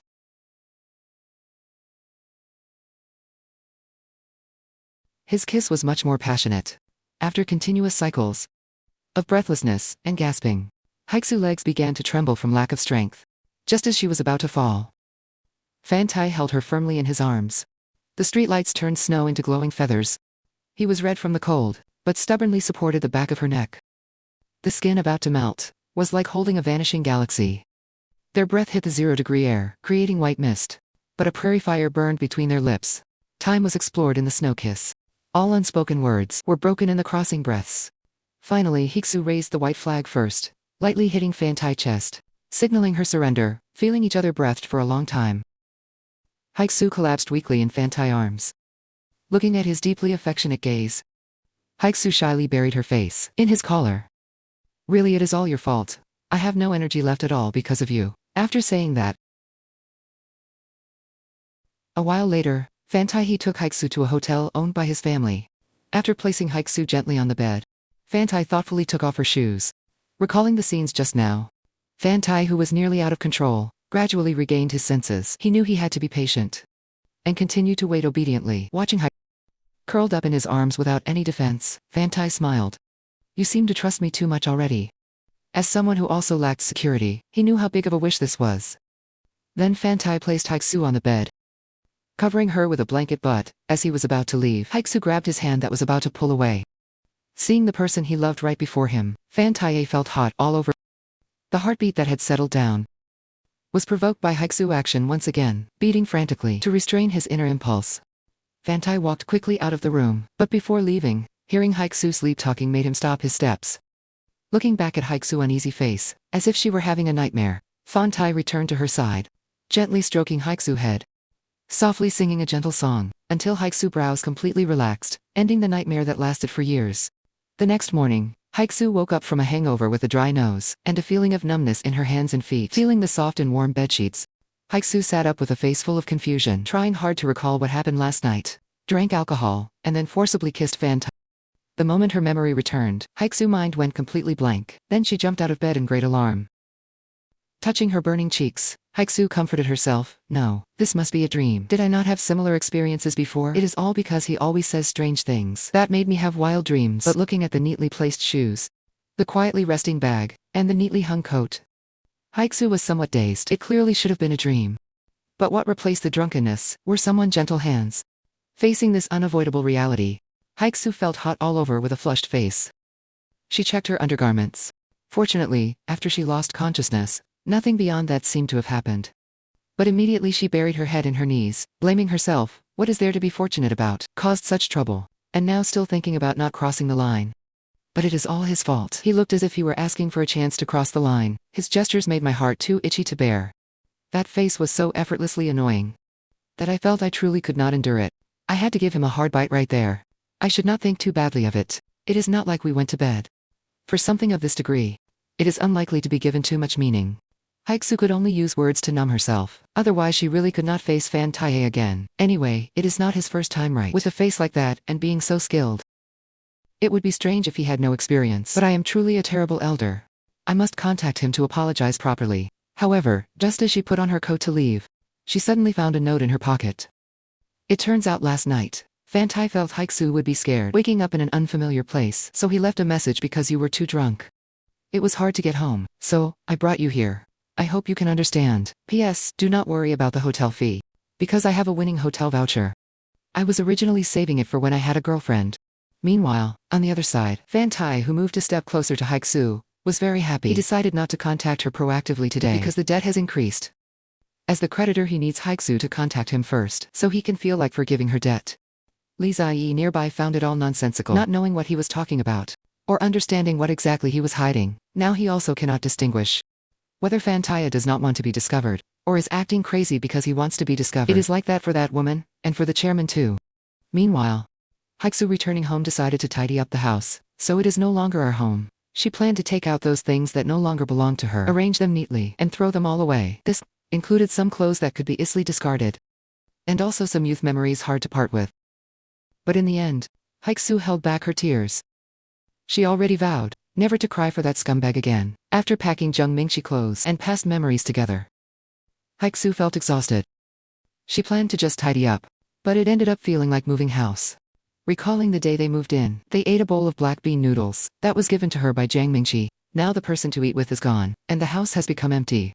Haixiu discovered for the first time that the space filling this small room, which belonged to him, was actually so small. While throwing those things away, she also threw out her old underwear. With or without you, my situation, after 13 years of erosion, will likely continue to be poor. Perhaps to fill the void in her heart, Haixiu decided to buy new underwear. Looking at the teddy bear she never had a chance to give, Haixiu hesitated whether to call Taihe and to ask him over to eat black bean noodles. On the other side, Fan Tai, playing with blocks, seeing Haixiu's proactive invitation, could not help but show a successful smile. Haixiu never expected that she would actually give underwear as a gift to Fan Tai. It turns out, after tidying up the old clothes, Haixiu decided to buy a set of new underwear. Looking at the new things in the market, she felt everything was novel. Due to her poor family background, since birth she never owned anything new, always using others' old leftovers. So even a new mare she would love very much, and since her birth, the most dazzling thing she ever possessed was in her youth. That little sun that lit up her entire youth. However, he just disappeared like that, as if he never belonged to Haixiu from the start. Unconsciously, Haixiu walked to a clothing store, looking up and peering in, because she used to buy from street stalls. She was hesitating whether to enter. Fortunately, the shop owner, Auntie, noticed Haixiu. Learning that she wanted to look at underwear, the auntie was very warm. We have them. I have everything here. What kind of style are you looking for? All right, what size? Haixiu hesitated for 2 seconds, answering a bit shyly, D cup. The auntie teased with an envious face. Though I do not know who it is, your other half is eating very well indeed. After saying that, she turned to find a suitable style, while Haixiu's face turned bright red. Unexpectedly, in the next second, the auntie pulled out a lace set. How about this? If I wore this style, my old man would probably go crazy with obsession. Haixiu shook her head frantically in fear. No way. Finally, the auntie took out a simpler set. Haixiu accepted it gladly with a red face. You look like a young new bride. Are you married? Hearing the auntie gossip, Haixiu smiled calmly. No, I am single. This time there was no sadness or gloom, but a genuine smile from the heart. However, hearing her say that, the auntie pulled out a thong, handing it to Haixiu with a smile. Take this as a gift. Come back often in the future. Haixiu was startled and shivered, but could not overcome the anti-kindness. She could only walk out blushing with a guilty conscience. But looking at the newly bought underwear, experiencing the joy of shopping, Haixiu's embarrassed heart soon regained peace. Because she wanted to give Fan Tai the bear, Haixiu also bought wrapping paper and a box. The weather has been very cold lately. Feet get very cold when sleeping. Haixiu also bought herself sleep socks, breaking free from the past constraints, even if there is still much debt to pay. Current Haixiu is slowly learning how to embrace herself. Just then, Haixiu suddenly thought Taihe often rides a motorcycle, but his gloves did not seem very warm. So she walked to a nearby store, bought a pair of gloves that looked very warm. Christmas is in a few days. Perfect as a gift for Taihe. Soon Taihe sent a message as requested. Although the market was crowded with people, Haixiu looked around and immediately saw that conspicuous figure. Because his clothes and looks were so outstanding, Taihe was being pestered by aunties with questions. My daughter likes your type very much. Young man, do you have a girlfriend? Taihe smiled politely. Sorry, auntie. I am already in a relationship. Haixiu walked up beside him just as he said that, asking with a surprised face, when did you arrive? Just now. You got here really fast. I thought it would take more time. Taihe took the things from her hands. Actually, his heart was itching with curiosity. What would Haixiu say about what happened yesterday? And what kind of expression would she have when answering? So he asked Haixiu with a half smile. Because I am curious. Why did you call me here? Last night. The shameful images echoed in Haixiu's mind instantly. She turned her head and stammered her excuse. Of course. Because I wanted black bean noodles with sweet and sour pork. But if one person orders both, it feels a bit much. Taihe continued to tease. Is that the only reason? Of course it is everything. Come with me, my treat. However, when the two sat at the table, the atmosphere was a bit awkward. To avoid Taihe's gaze, Haixiu picked up her cup and sipped water. She felt like a thick-skinned elder who did all kinds of bad things first, and only now came to treat him to apologize. The more she thought about it, the worse she felt. Soon the dishes arrived quickly. Try this, the black bean noodles here are delicious. It seems you come here often with Jiang Mingqi before. The words were at her lips when Haixiu suddenly jolted, explaining quickly, I only came a few times. For some reason, Haixiu was suddenly afraid to mention Jiang Mingqi before him, but it was only natural. Even if she was drunk, mentioning an ex before someone you have kissed always feels a bit strange in the heart. During the meal, Haixiu stole a glance at Taihe. He looked perfectly calm, as if nothing had happened at all. Haixiu felt a bit embarrassed, feeling that about last night she was the only one feeling anxious. This led her to wonder in her heart. Such things must be very common for him.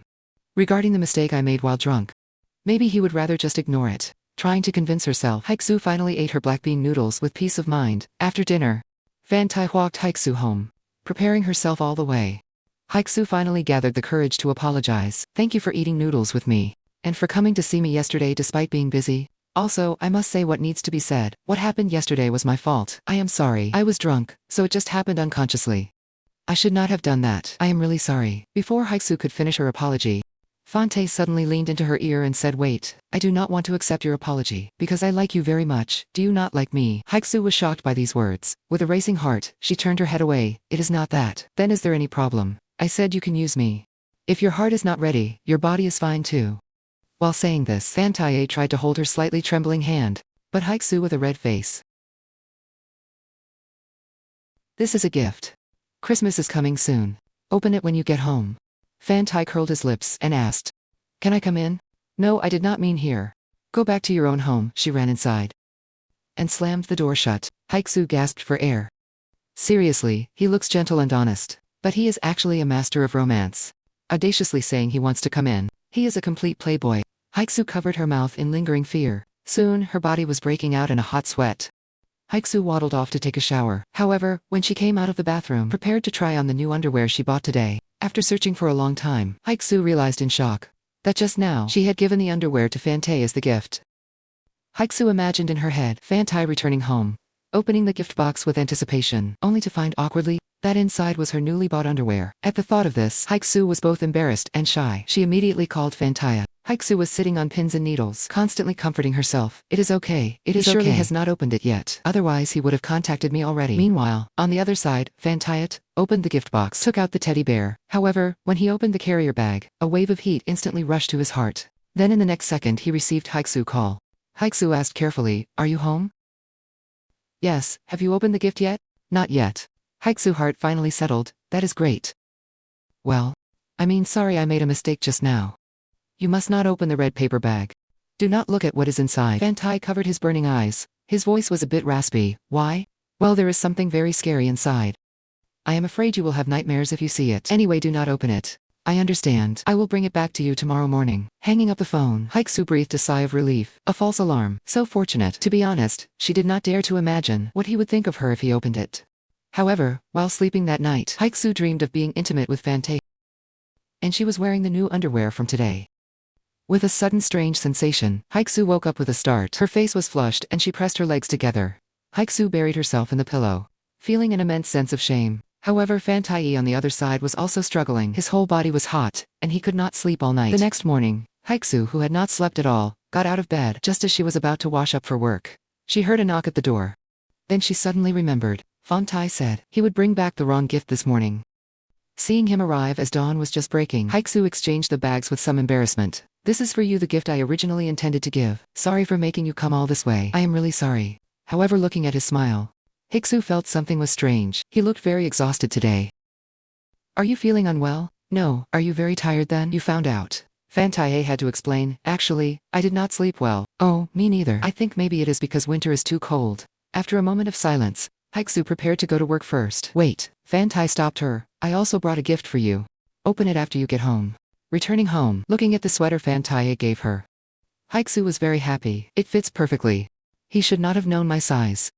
This clothing looks to be of great quality. It feels quite expensive. It looks like it costs over 50,000 Korean won. It is super warm to wear. When we meet later, I must say thank you to him. Seeing Haixiu wearing new clothes to work, Wajing was a bit envious. Sister, did you buy new clothes? This outfit is super beautiful. It is completely tailor-made for you, sister. Haixiu was very happy to receive the praise. Yes, it was actually a gift I received, though I do not know who chose it. Their taste is superb. It is really beautiful. To be honest, sister, usually, you only wear those two identical outfits. You did look a bit shabby. Hearing this, the smile on Haixiu's face suddenly froze. She nodded somewhat awkwardly, while struggling in her heart.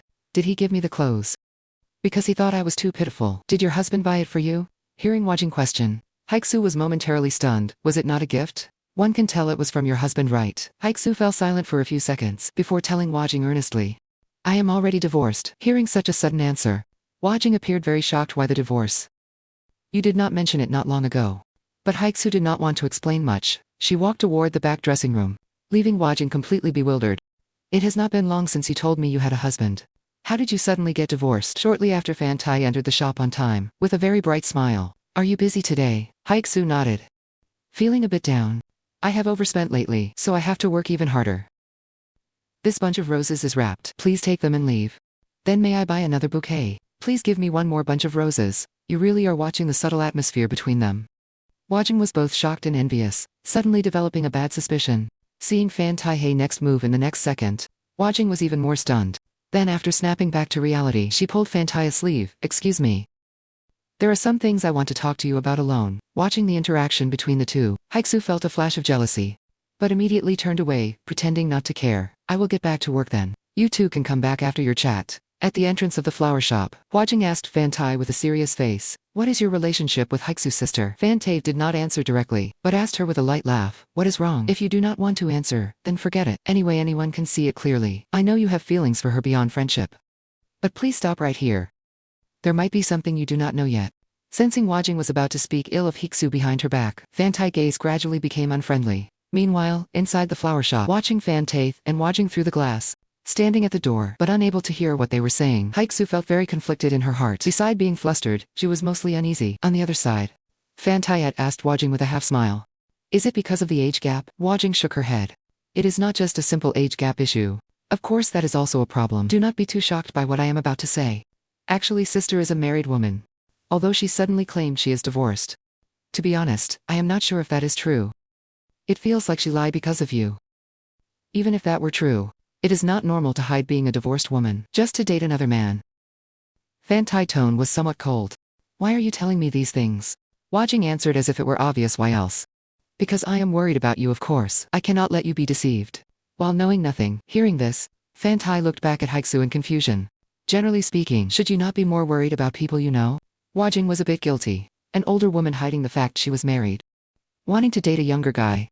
One cannot just look the other way even for a stranger. But before she could finish, Taihe interrupted her, telling her with impatience, what if I already knew about the fact she had a husband, and knew it ended a long time ago? Not only do I know everything, but I also watch them day after day, taking a bit of pleasure. making malicious wishes at the boundary. Counting my fingers waiting for that relationship to collapse. Watching who wanted to curry favor by was broke into a cold sweat by shock. Asking with a trembling voice, why? Fan Taihe showed a malicious smile. Out of impure intentions, of course. So, now you only need to worry about Luo. Go tell her she is in danger, understand? Late at night watching Fan Tae like a loyal dog. Sending her to the shop every day, then waiting until work ends to take her back. Li Ziye really could not understand, but Fan Tai was self-absorbed, playing with the gloves Haixiu gave him, though only 4 fingers could fit in. He still could not put them down. Li Ziye asked the doubt in his heart. Are you truly sincere toward her? How does it look to you? To be honest, you do not look very serious. You could have hidden it more thoroughly. But you always let the cat out of the bag on purpose. So I guess, do you plan to call it quits once your identity is found out? A boy of your age, pursuing a divorced auntie. Though very unconventional. It is not completely incomprehensible. Even though I have only met her a few times, that woman looks very dutiful and devoted, even if you try to buy her love with money. She is the type who would absolutely not yield easily. Of course the world is unpredictable. After all, regardless of who it is, everyone easily becomes vulgar before money. Hearing Li Ziji's opinion of him, Fan Tai smiled and kept him in suspense. I will tell you the answer next time. After returning home, Fan Tai immediately picked up the teddy bear Haixiu gave him, gently stroking the heart on it. His heart was overflowing with waves of warmth, recalling today the uneasy expression Haixiu showed, out of fear that he might leave. Fan Tai buried half his face in the doll, with a sweet smile on his face. However, on the other side, Haixiu could not sleep for a long time because of this. Seeing the private conversation between Fan Tai and Watch, sensitive as she was, she suddenly felt a sense of inferiority. In her eyes, the two of them were originally a good match, and that was quite normal, even if it was just a shallow feeling of this age group. The childcare for me was also a fact. Deep in loneliness, Haixiu always pretended to be completely unaware, as if only by pretending not to know, could this relationship last a bit longer. Could he stay by her side? But the moment to admit it arrived suddenly. Haixiu knew it was time to say, we are not a match. So when work ended the next day, Haixiu grabbed Fan Tai and unusually pulled him into her house. Fan Taihe teased with a light laugh. Doing this makes my heart flutter, Haixiu said with a very serious face. Enough. Be serious. What I am about to say might hurt you. Fan Tai asked with curiosity. How would it hurt me? You know Wajing, right? The girl who works part-time with me at the flower shop. Recalling everything that happened yesterday, Fan Tai seemed to understand something. Maybe you do not like me with that person. But before he could finish, Haixiu suddenly asked him, do you want me to introduce her to you? Fan Tai's hand froze at those words. The smile on his face vanished instantly. This statement truly hurt him. But Haixiu continued speaking to herself. If she is not the one, then why not go meet other girls your age? Okay, that girl who contacted you before too? Anyway, there must be many people who like you. Fan Tai was a bit angry. He pressed his hand against Haixiu's mouth, rudely putting his finger inside, questioning the blushing Haixiu. Who would want to date a guy who wants to do this to a divorced auntie? Huh. Haixiu indignantly broke free from Fan Tai's grip. Do you think liking a divorced woman, much older than you, is a normal thing? What would your parents think if they knew? If I were someone close to you, I would do anything to tear you apart. Fan Tai was a bit pained. He held Haixiu's chin and pulled her close, staring into her tear-filled eyes, asking with a serious face, do you think I look normal? Haixiu wanted to argue back, but her words were blocked by his lips before she could speak. His movement was gentle, yet carried a firm resolve that could not be refused. She tried to struggle, but was fixed by his deep gaze, and gradually calmed down. His hand gently circled her head, pulling her even tighter, as if to merge all his love into this silent touch. His breath brushed her ear. With a faint warmth, she could feel the waves inside him. It was a silent narrative. His lips gently caressed hers, as if telling unutterable secrets of the heart. She closed her eyes, letting tears slide down quietly. In this gentle touch, Haixiu found a sense of comfort. Slowly she proactively held his head, responding freely to the other person's confession. The night deepened. They stood quietly like that, looking at the love in each other's eyes. Haixiu spoke, breaking the tranquil atmosphere. You once asked me if I did not feel happy winning. That is right, I once had that thought too. Because I am also just an ordinary person, so I also feel wronged by my experiences. I am sad that an excellent and young boy like you pursues me, and did this kind of thing with you. While living well, I also thought about showing all this to that person. Then, mocking him severely. But even though I am worn down and broken, I still do not want to date you with a mindset of revenge. For a child as good as you, I do not want you to be consumed. Just to dispel my loneliness. When I was young, no one stood by my side. Therefore I want to be the person standing by you. But this is unfair to you. So please try hard not to like me anymore. Watching Haixiu close her eyes in pain, saying words that sound like a farewell. Taihe grabbed her hand tightly, telling her with a soft voice, "The feeling of liking someone is something you cannot give up even with effort. But since that is the case, then please continue to pretend not to know. Have you not been doing very well all along? I will not force you to like me, but if you hate me, approaching you, do not look for excuses for my own good. You only need to say one sentence. Say that you hate me. Then I will not come to find you again." Feeling the whisper by her ear, Haixiu closed her eyes tightly. But clearly having made up her mind, she simply could not say the words. Back home lying in bed, Haixiu was distressed for a long time because she really had no confidence to face Taihe again, so she texted him not to pick her up tomorrow. Haixiu felt she was being unreasonable, accepting his companionship all this time, only to suddenly decide to push him away. But in the end, she never could say the words that she hated him. Clearly it was a good chance to push him away, but she could not say anything. The moment her lips opened, she felt she had been seen through long ago. Meanwhile, on the other side, Taihe was very depressed, incessantly touching the heart on the doll with his hand, then told Li Ziye on his own. "The question you asked me last time, I will answer you now. I once watched a movie where one scene left a deep impression on me. A man took a drunk woman to a hotel. The whole room was so quiet, only breathing could be heard. The man did nothing until dawn, as if the sound of blinking would wake him. After a period of drowsy sleep, he just stayed by the side of the woman he liked, staying awake all night. Back then I was curious, why turn something so obvious into a movie and portray it with such deep affection? I did not understand then what was so special about that man's feelings. But now I understand. Endurance for a night is indeed not an easy thing." Li Ziye found it nonsensical. I asked him if he really liked that woman. But is this crazy guy really going to answer? Then he smiled, with a suspicious face. "It is not like it is your first time going to a hotel with a girl, Truman. That kind of thing should not be difficult." Mocked by his subordinate, Taihe did not respond, just stared at him with a serious face. Li Ziye was suddenly startled. Oh my god. Could it really be his first time? The next day at work, Haixiu colleague saw she was distracted. Then, under the serious scrutiny of the boss and colleague, Haixiu awkwardly stated that a friend of hers had an emotional problem. Specifically if there was any way to make someone who likes them stop liking them. Haixiu, who was not good at lying, was seen through immediately. "What friend? It is clearly you yourself. But since you asked, then listen well, sister. There is a way to cut ties not just with men, but also with family and friends, including relatives, and all interpersonal relationships. That is to borrow money from him immediately." After work back home, Haixiu opened her phone with some trepidation, recalling the former Zhang Mingqi. Youthful love comes passionately and quickly, so the love he spoke of might also fade as time changes.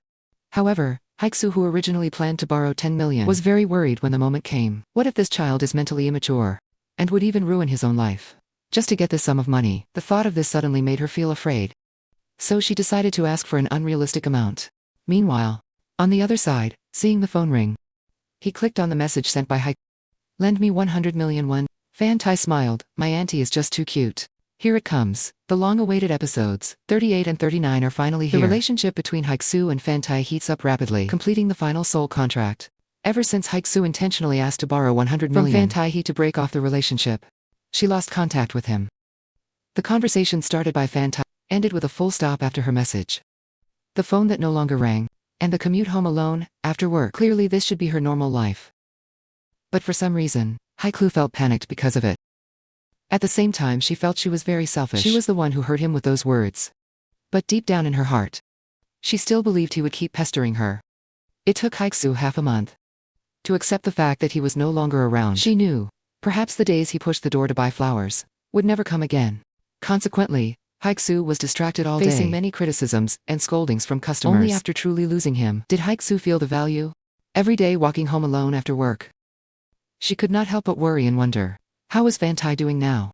Does he still have nightmares? Is he still getting injured? Are the gloves she gave him warm enough?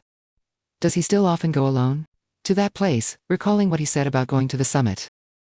Whenever his thoughts became too many. But back then, her own heart was overwhelmed. So much so, she did not notice that for him. There were also many emotions that needed venting. Haixiu only now realized her mistake. She knew nothing about Taihe. At the same time she felt lucky because there was nothing to remind her of him. Even the word forget seemed too exaggerated. After all, their relationship and memories were very shallow. Unconsciously, Haixiu walked to that clothing store again, where she bought the teddy bear for Taihe. Gradually Haixiu felt a sense of regret, because there was something she failed to say to him. Keep that teddy bear by your pillow when you sleep. It will protect you, so that you will not have nightmares anymore. Talking to herself, Haixiu's eyes gradually turned red, regretting that she should have told him. For him who had always been deeply wounded. She had been a selfish adult throughout. With a gap between them, it was always awkward to express things when together. But after leaving, the unspoken words remained fresh as new and endless. The already broken heart was torn open again, making Haixiu's heart ache incessantly. Meanwhile, on the other side, Fan Tai stopped the customer who was bothering Haixiu. Li Ziye could not bear to look. Just go back to sleep if you are drunk. Why provoke innocent people? He has been quite sensitive lately, looking like he would kill anyone he caught. But just then, Fan Tai suddenly asked him, "Are you good at fighting?" Li Ziye was puzzled. "Why? I am quite good at it. Since I have been fighting these past few days." Fan Tai touched his bruised face. "Then hit me once. Hit the most visible spot, if possible." Li Ziye was startled. "Stop joking around. How can a bodyguard hit his boss?" Fan Tai shook his head helplessly. "Then, you can leave. I have to go lend her money." A short while later, receiving Fan Tai's message, "I am at your doorstep." Haixiu was stunned, then immediately ran to the door. Joy, trouble, bitterness, her heart was full of mixed feelings. Fan Tai wore a mask, hands in his pockets, just watching her quietly like that. Haixiu hardened her heart and asked, "Why are you here?" "I am sorry, but if you did not bring what I requested, then I have no reason to lend to you, so I hope you can understand." But suddenly, she noticed the scars on Fan Tai's face. That could not be hidden even with a mask. Haixiu asked with concern, "What happened to your face? Did you go fighting again? Did you not say you were already an adult? Why do you still act like a child? Even if someone causes trouble, you should stay away. Does it not hurt to be injured like this?" Haixiu became more and more agitated and more pained. Her eyes gradually filled with tears. For some reason, Fan Tai could always touch her heart in the softest part. But Haixiu did not realize at this time. Was it only when facing him that she allowed herself to be fragile? She turned around, warning Fan Tai, "This is the last time. Leave after applying the medicine." Back inside the house, after treating Fan Tai's scars, in silence, Haixiu mercilessly issued an eviction order. "If you do not want scars, be careful for a while. And even if you are hurt worse than this next time, I will not see you again. Now, please leave quickly." But before he could get up to leave, Fan Tai suddenly grabbed her hand. "I brought it. I brought what you wanted. So please let me stay a bit longer." Haixiu was bewildered. "What do you mean by that?" But suddenly realizing a certain possibility, she questioned Fan Tai frantically. "What did you bring?" "That is impossible. In just a few short weeks, it is impossible to raise such a large sum." It is clearly a lie. But seeing the money fall out of the paper bag, Haixiu's pupils dilated sharply. Fear and worry instantly flooded her heart. Haixiu tackled him to the floor fiercely, shouting a question at him. "Fan Tai, where did this money come from? Answer me." Seeing Haixiu's angry face, Fan Tai grabbed her uncontrollably trembling hand, gently guiding it toward his abdomen. "Did you not say you wanted me to lend to you? So I went to sell an organ." Looking at the scratch on his chest, Haixiu felt as if falling into an abyss. Cold memories spread throughout her body. Stroking that piercing scar, slowly, tears began to fall uncontrollably. Haixiu cried with despair and regret. Fan Tai panicked immediately, apologizing quickly. "I am sorry. I was joking. Because this is a scar left from long ago. I thought you would not believe it." But the more he spoke, the louder Haixiu cried. Seeing things spiral completely out of control, Fan Taihe was totally panicked. "I was wrong. Come with me, okay? I will listen to whatever you say.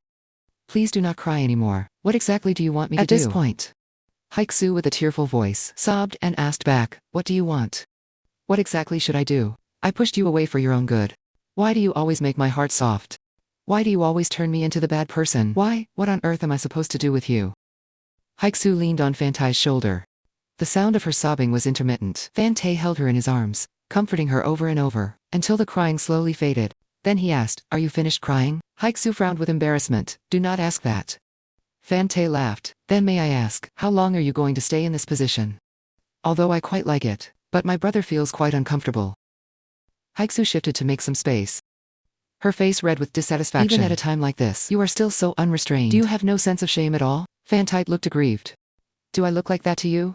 Looking at the boy's handsome face, the room fell silent instantly, leaving only the ticking of the clock. Recalling his previous boundary-crossing words, Haixiu's heart suddenly accelerated uncontrollably. Then she proactively kissed him, looking closely, and saying yes. "Go ahead." Haixiu proactively kissed him, biting Fan Tai's lips. Unlike the drunken absurdity of before, her goal was now much clearer. Pressing tightly against little Fan Tai. To avoid losing control, Fan Tai tried to push Haixiu away, but was tackled onto the floor by her. Haixiu's attack became aggressive, pressing her thigh hard against him. Fan Tai tried hard to keep restraint. "If you regret it, it is not too late to stop now." Seeing his face tensing from the endurance, Haixiu took a few deep breaths, then grabbed Fan Tai, pressing his honest hand over her heart. With a stubborn tone, "You are the one who should not regret it." Slowly, only the sound of their breathing remained in the room. Fantai gradually took the dominant position. His kiss slid across Haixiu's face, not missing a single spot. The hand circling Haixiu undid the buttons. Clothes sliding off, his eyes became burning hot. Leaning down to look at the roundness before him, Fantai movements were very gentle. Yet they still gave Haixiu a start. Trembling and covering her mouth, not daring to make a sound. How long, Haixiu lay exhausted on the floor. He lifted her up, stripping away the constraints, revealing skin that felt tender to the touch. Haixiu felt very strange when she was with Zhang Mingxi, because they were too familiar with each other. Everything would always end very quickly, but Fantai's slow and deliberate hands were simply too unfair. Haixiu stopped his movements, telling him to start directly, but seeing the slightly exaggerated presence next. Haixiu was somewhat taken aback. Fantai laughed. "Why does it feel like you suddenly regret it? Do you not like it?" Haixiu did not answer, hooking him tightly. "Stop asking what you already know. Just start quickly." Taihe knelt on the floor. Her waist was bent into a smooth curve. Taihe used his strength, lifting and then pressing down. Haixiu's mind went blank. Her eyes grew hot. Her consciousness gradually drifted away. She thought it would be as usual, nothing more. But with his intense and frictional rhythm, a different sensation flooded her heart, even though she had made full preparations. This was not something preparations could handle. The intensity cycled over and over like a storm. After who knows how long, Fantai suddenly covered her eyes. His movements stopped with a shiver. But seeing the intensity rise again after a lull, Haixiu was startled. "You are not going to..." Although already very tired, Taihe smiled and vowed, "This really is the last time." Haixiu started to struggle. "How many more times do you want?" Fantai looked puzzled. "Do you not like it?" Haixiu was silent. She liked it. Of course she liked it. After an unknown amount of time, Haixiu fell into an exhausted sleep. Fantai wiped the tear marks from her eyes, silently guarding beside his beloved. Here it comes, the sweet daily life of Haixiu and Rose. After a night of passion, Haixiu fell into a deep, tired sleep. The next morning, in her dream, Haixiu felt a dreamlike warmth. However, this warmth was not always so soft and comfortable. Instead, it felt a bit hard. Haixiu was slightly uncomfortable, brushed against Fantai's arm, and slowly opened her eyes. She was a bit dazed upon waking, thinking it was the recent warming weather that made her sleep so soundly and warmly. Haixiu planned to take a shower, and then go to work. But when she got up, she accidentally discovered a pair of large hands holding her tightly, looking at the young face on the pillow, and the bitten corner of his lip. Haixiu finally remembered how absurd she had been last night. In a flash, Haixiu dove back under the covers, like a snail, not daring to face the awkward scene. When he woke up, Haixiu closed her eyes and comforted herself. "Enough, Luo Haixiu. Did you not do it knowing this would happen?" Although half of it was out of impulse, recalling the other half of last night madness, Haixiu gathered her courage and opened her eyes. For a grown man, a one-night stand should not be a big deal. Do not make such a fuss, just treat it as normal. However, she and Fantai were not meeting for the first time, nor had they been drinking. Haixiu could not convince herself no matter what. For some reason she was a bit concerned, although she cried so hard that she barely remembered what happened. Fantai's initially novel and clumsy actions very quickly became quite skillful. The thought made her heart feel strange, thinking that Fantai seemed to have quite a bit of experience, so for him, last night might have been no big deal. What Haixiu did not know was that last night was actually Fantai's first time. He was simply exceptionally gifted in this area. After who knows how long, Fantai showed no signs of waking up. Haixiu wriggled her body, trying to escape Fantai's arm, but after fumbling for a long time, Haixiu was surprised to find how strong his arm was. Could he be pretending to sleep to see me embarrassed? The thought made Haixiu bristle. Fantai opened his eyes with a smile, holding Haixiu tightly with both hands. "Where are you going?" Feeling the warm breath by her ear, Haixiu's face turned bright red. Remembering last night's passion, Haixiu blocked his breath with a flushed face. "Do not speak so close to my ear." Fantai acted spoiled with a smile. "Why?" "Oh, your voice is too deep. It echoes. Just listen and do not do it. If you are awake, then let go.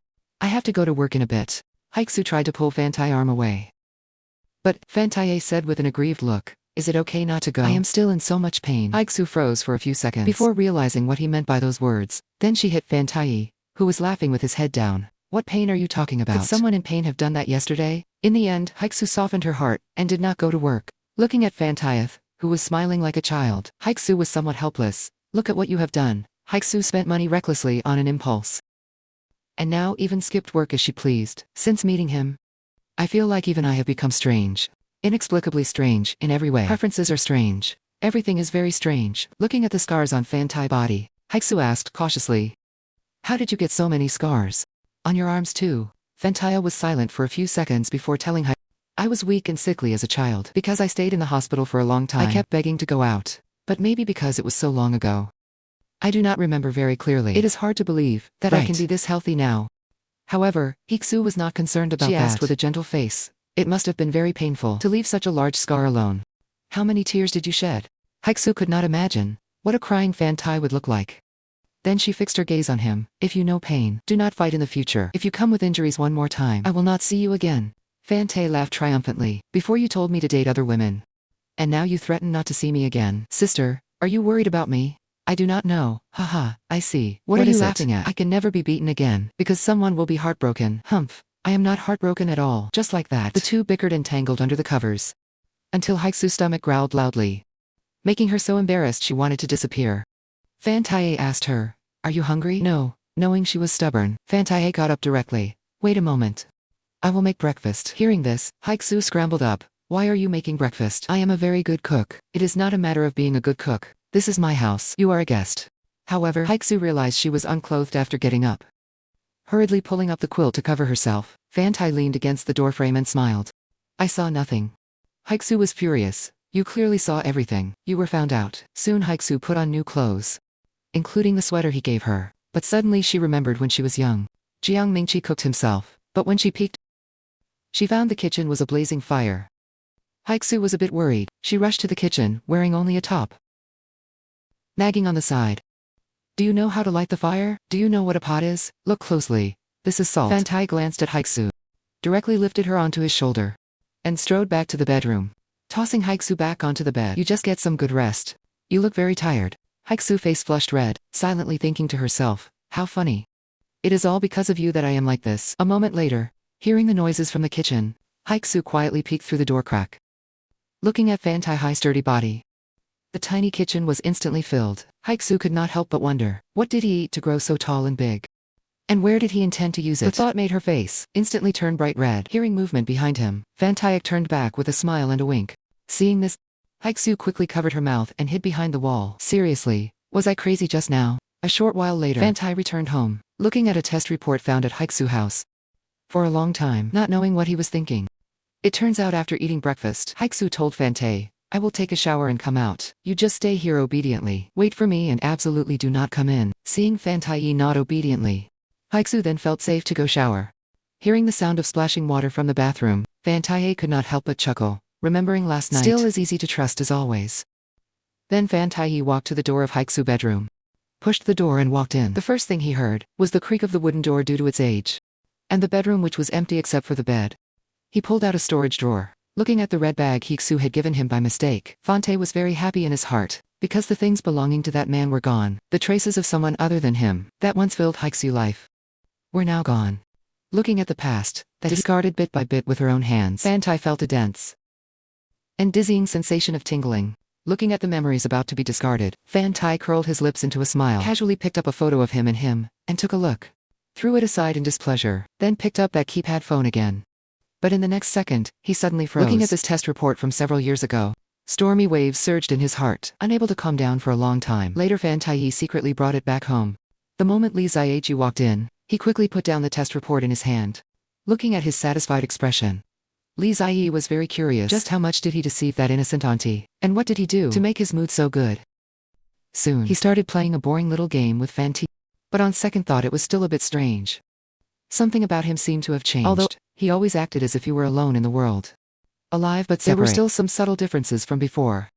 Li Ziyi thought for a long time in confusion before suddenly realizing, could it be that he and that woman did that thing? Realizing he was actually speculating about his employer's private life, Li Ziyi could not help but curse himself for being crazy. Why did the latecomer take the lead? Because Rose he is both upright and strong. It turns out, when Haixiu was on the night shift, she could not help but think of the time spent with Taihe this morning, because he was the one who made breakfast, and she as the host should have cleared the dishes after the meal, but Taihe grabbed them with a beaming smile, saying he was very good at housework. Hearing this, Haixiu felt a bit sheepish. The food he made was a bit sweet, a bit salty, and a bit tasteless. He did not look like someone who often did housework. But while Taihe went to wash the dishes, Haixiu noticed the bag he brought yesterday.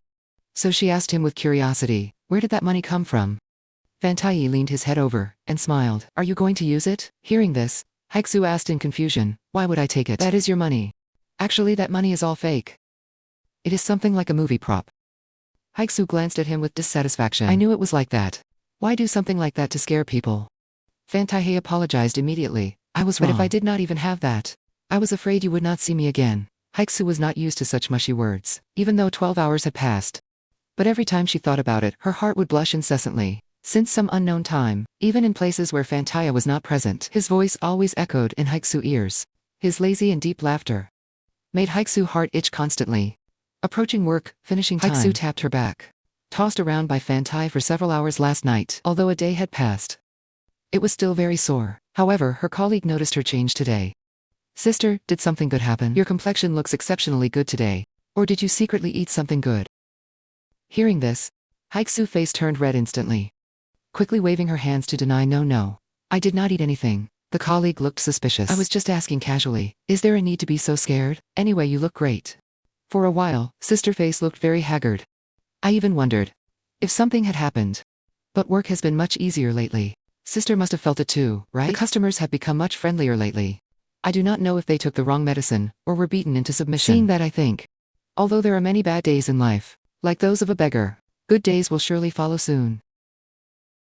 So do not be gloomy. Keep it up, sister. Hearing the colleague comfort, Haixiu could not help but show a knowing smile. Meanwhile, on the other side, Yali was acting spoiled with Jiang Mingqi. Brother, cook some ramen for me. Jiang Mingqi only cared about looking at his phone. I cannot cook. Cook it yourself. Jolly looked dissatisfied, but after doing it with brother, I cannot even move.